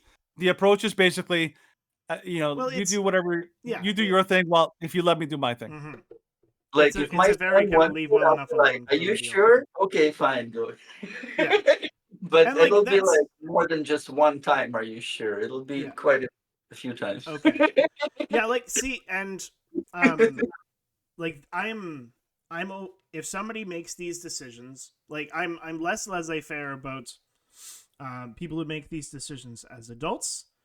And we unfortunately know, due to investigative reporting, that it's not kind of an "are you sure" multiple times. There was a producer from Matt Walsh, and he was able to acquire what was it? He was able to require certain hormones and certain surgeries. hormone replacements in booking a surgery in 22 minutes from a phone call. Yep. So the systems currently, as they are in place, do not have enough checks and balances, and they are not enough. I mean, that doesn't say anything. You can get an illegal liver and fucking if you have money. Yeah, that's true. It's not, yeah, money gets you things. That's true. Very true. I think you would agree with us that we would probably both agree that should be illegal. Getting a liver? Yeah, for real. If it's like black market? Yes, we both agree that should be illegal, right? illegal. People still do it. Oh yeah, I know. But They we're do a not lot of saying things. it should be legal. Just like I think we both agree that running like a dog fighting ring underground, we think that should be illegal. It's not like everyone can do whatever they want. I'm like, yeah, we don't want people like fighting dogs to the death in the underground rings. That's probably not a good thing. Our approach with this is if like, for example, like, like you could make the argument that like whatever two people want to do in the privacy of their own bedrooms, that's their business. However, what if the person, like your next door neighbor, is like physically like beating his wife in his own bedroom? You're like, okay, I need to intervene because they're now causing harm to my neighbor, even though it's their house and their rules. There's harm being involved. Yeah. That's why I need to get involved. I need to call the police and get them involved, help that poor woman who's being abused. Or if you see that your neighbor is like committing animal abuse next door, you get involved, right? Yeah. The best way I can describe the conservative approach to the gender issue is we believe that there's harm being done, and our goal is not to control people, but we want to stop people from committing harm. Now, they don't believe that there's harm being done, which is fine. They don't believe that. We still believe that there's harm being done. I think that's the same thing with the abortion issue, is that I don't know why I typed that, but it was a movie. It was a wild horror movie, and you just called the cops on them. It was not beating your wife. They were watching a movie. that would be an easy explanation to be like, okay, like we don't want to try and intrude on your life, but we also have your we also try and want we want to have the best interests for other people. If they're watching a horror movie and we think that like the walls are super thin between the person next door to your apartment and you think that they're slashing their throat out, then that's one thing. And that is a mistake. It's an understandable mistake, but it is a mistake made out of care and compassion because you do not want to see your neighbor kill his wife. You don't want to see your neighbor's wife die, and you want to have both. You want to have the people around you in your circle of influence and those who cannot make their own decisions. You want to have them live the safest, healthiest, and most prosperous life possible. Amen. Amen. Amen, brother. Amen. Amen. We covered that hard. Quick question. Actually, do we want to give Jeremy a chance to ask a question here? Yeah, sure. Yeah, Jeremy, do you have a question or a topic that you wanted to address before we go? Well, I've just been having a great conversation with Collision. I've been sort of like chipping in once in a while. Yeah, I kind of wish you hadn't, but that's all right. Come on, Stephen, let him fight it out. Like, let the kids fight it out in the little playpen over there in the comment section. I'm just having trouble understanding one of his aspects. One of the claims that he makes is that the Bible was written by man and so is fallible. It's not complete truth of God. Mm-hmm. And so I'm trying to understand how he understands what is true and what isn't true. And he said he researches it and he is led by his heart. Mm-hmm. Yeah. And so I'm like, well, how can you know what your heart is telling you when the heart is deceitful, like as it says in Jeremiah, right? Yeah. And then if you're doing research, what kind of research are you doing? Because obviously you'd be going to men's works for the research. Yeah. So then how do you know what research to believe and what research to not? So it really comes down to is the Bible the truth, and do you build your faith on that, or do you say that the Bible has flaws and so then you build your faith based off of what you think that it should say? So it's been really interesting talking to him, but I kind of feel like I'm missing something. Yeah, so here's the way I would put it, Jeremy. People who say that you can't trust the Bible because it was written by men, if you take that standard and apply it, like, honestly, it's like, well, how can you trust anything? Like, where are you getting every single thing that we have, like for information, has been written by men, like men as in like human beings, right? So if you're going to take the standard that you can't trust anything written by men, well, like science books are out.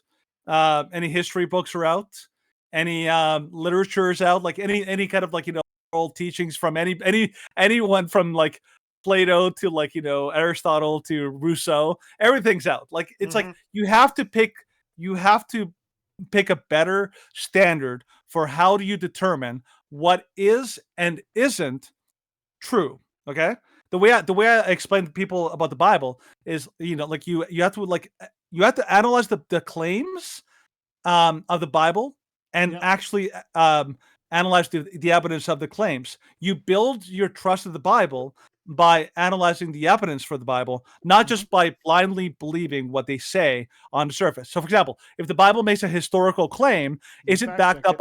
Is it backed up by archaeology? Is it backed up by historical record? Is it backed up by different records? You can very easily prove that Jesus was a real human being that lived in Palestine. That is an absolutely provable the thing that you can prove, not even using the Bible.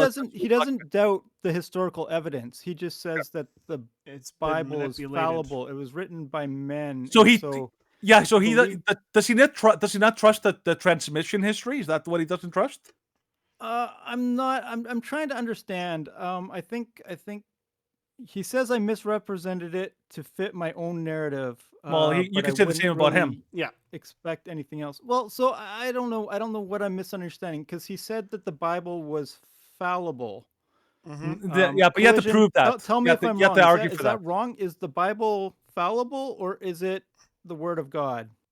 Well, I think that's a common attack by atheists. Okay, like now there's a very robust conversation about the infallibility of Scripture. Now, a lot of the atheist attacks on the Bible try to claim that if the Bible has made a single mistake, the whole thing falls like a house of cards, which is not true.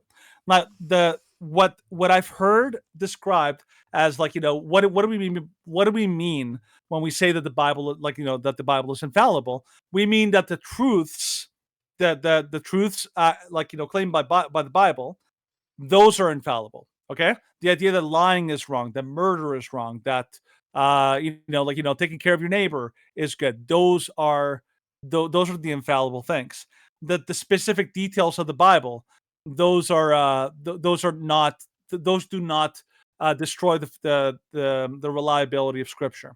Now, what the topic that you're covering is complicated and very sophisticated, so it takes a lot more to be able to cover it in great detail. But most people who claim that the Bible cannot be trusted, that worldview comes from a progressive Christianity approach. This is a very New Age kind of approach, because remember, in the New Age, in the modern postmodern movement, there's no such thing as objective truth. And so, because that worldview denies any kind of objective truth, then it always the attack on the Bible is that the Bible claims this objective truth, and so we have to reject it because nothing is subjective truth. Everything's subjective. The problem is when you make a claim everything is subjective, then you cannot make any objective claims I know that this is true and this isn't. Well, it's all subjective, right? You have to have some foundation, some standard from which to make that claim. An ought. You can't have an ought unless you find what is true and work from that. So are you saying that the Bible could be fallible? I'm saying that specific details about place names, the names of people, or certain details may be mistaken because the authors had limited knowledge, right? So sometimes authors can make a mistake on a specific detail in somewhere, right? Minute, inconsequential detail. I think that's the problem. People make the mistake of thinking that the Bible has to be perfect, and it can make a microscopic mistake. Now, at the same time, I think people overstate the contradictions in the Bible. I've read hundreds of different alleged contradictions that people bring up about the Bible. I went to theological school. We went through documents of alleged contradictions, and it's amazing to me that all these contradictions that people bring up, they can all easily be resolved very easily. Sometimes they require a little more complicated answers, but they have answers. The problem is that a lot of the critiques of the alleged contradictions in the Bible, they're lobbed as well, this has got to be true. It's like, and you prove them wrong. It's like, okay, here's another one. Okay, here's why that one's wrong. Okay, here's another one. They just keep going.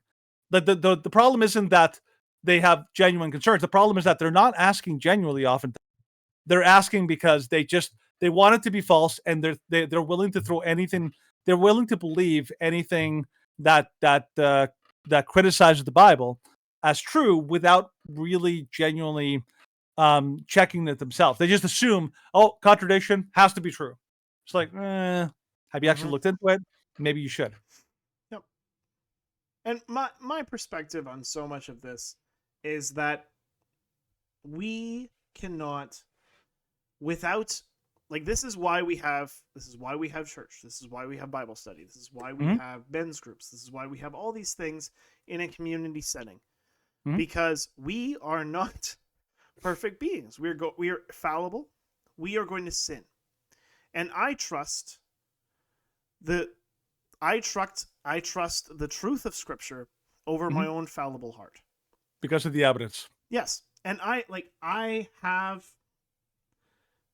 thoughts which are bad. I have things which are ungodly that pervert my mind. I know. I'm a sinful being because man has been corrupted. Tisk. I know. Shame me, rebuke me. Shame, admonish. Yes. Okay, this is actually a good point for admonishing. Thank you, Danny. I accept your admonishment because my heart is sinful.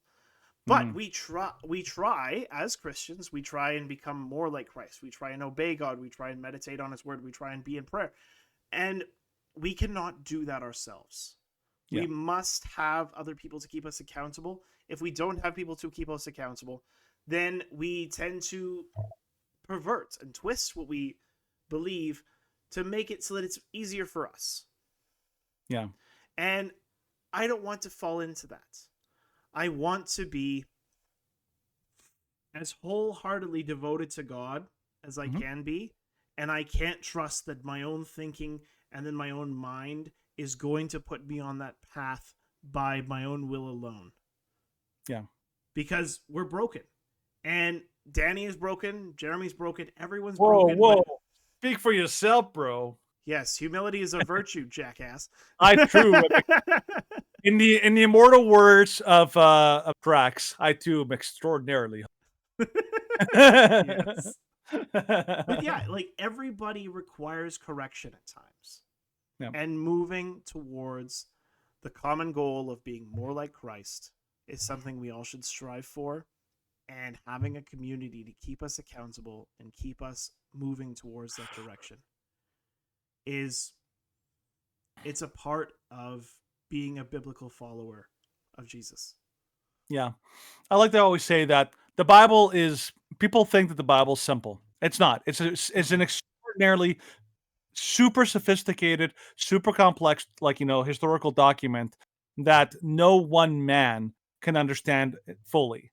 It requires years of study, and even people who have studied the Bible for entire lifetimes still don't fully understand it. So I people who have simplistic, I understand the Bible as a whole, and usually simplistic dismissibles of the Bible have never are not being intellectually honest. They're just giving blanket condemnations. Oh, the Bible is not reliable. Well, how do you know? The Bible's an extraordinarily complex and sophisticated piece of literature. Have you have you analyzed the entire Bible and all of the claims made on it in great detail?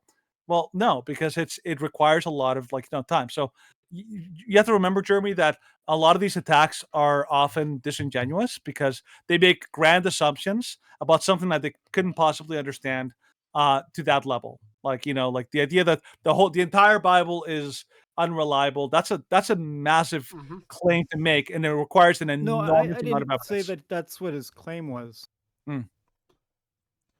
Yeah. It's hard to as Ginger so aptly put it, there's a reason that court doesn't happen over text. It's exceptionally difficult to make arguments, especially when you're trying to do them in small point form things, and it's so much better to have these even audio is 10 times better than by text. And then of course video is 10 times better than audio. And then, of course, in person is 10 times better than over video. Mm-hmm. Because there's a lot of things that you'll miss over video. There's a lot of things you'll miss over audio. You want to have, you do not want to take the opportunity to try and misinterpret what the points that your ideological opposite is trying to make.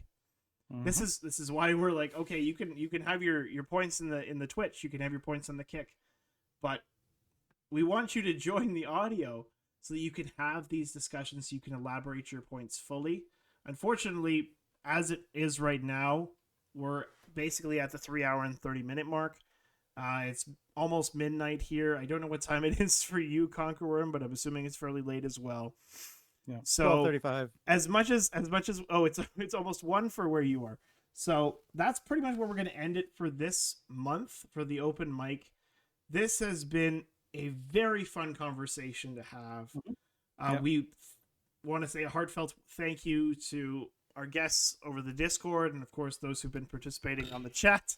As lively and as interesting as that has been, it's all fun.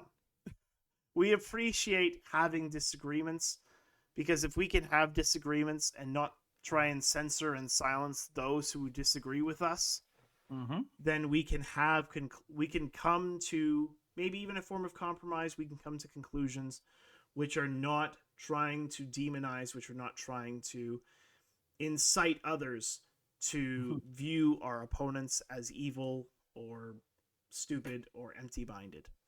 Amen. Having conversations across the aisle is what makes for a civil, rational discourse in a good society. So we thank everybody for joining. And for those who are watching later on, if you want to join our future open mic sessions, I will include the link in the video and link to the Discord. And then, of course, we will say in the Discord when the next open mic session is happening. We usually do it once a month. And sometimes the conversation goes for 2 hours. Sometimes it goes for nearly 4, as this one did. So We're chatty. We're very chatty. We always welcome anybody who's willing to state their opinion and willing to listen and engage in even ask good, questions. honest, and fair discourse. Yeah, amen. So that's where we're gonna end it. If you're By the following way, our video, okay, fine. just gotta give absolute props to Gata Naranja. Way to go! I mean, that's awesome that you came in and asked the questions and had a conversation. I'll give you full props. That's putting your money where your mouth is, and that is and you're very and admirable. you're very welcome to come back at all of our open mics. Ask whatever questions you want. We'll always try and give you as much time and space as you need, so that we can have these open and honest conversations. So, that being said, if you want to follow our other content, you can check it out at YouTube, BitChute, and Rumble. If you want to check out our text platforms, you can check it out at theshrewddudes.com or on Facebook, Twitter, and Getter. You can always check out our regular episodes, which are on Tuesdays and Thursdays at 8 p.m. Mountain Time, and we stream on Twitch and Kick. Yes, we do. So, that being said, after this long period of time, now that it's nearly midnight, Danny, sign us out. Hey, we're the Shrewd Dudes. We always like to, teach you with more information, more conversation, and more insight. But we always like to remind you, why be rude when you can be shrewd? Thank you for watching and listening. We'll see you on Tuesday for our Tuesday News Day. And until next time, God bless. See you next time.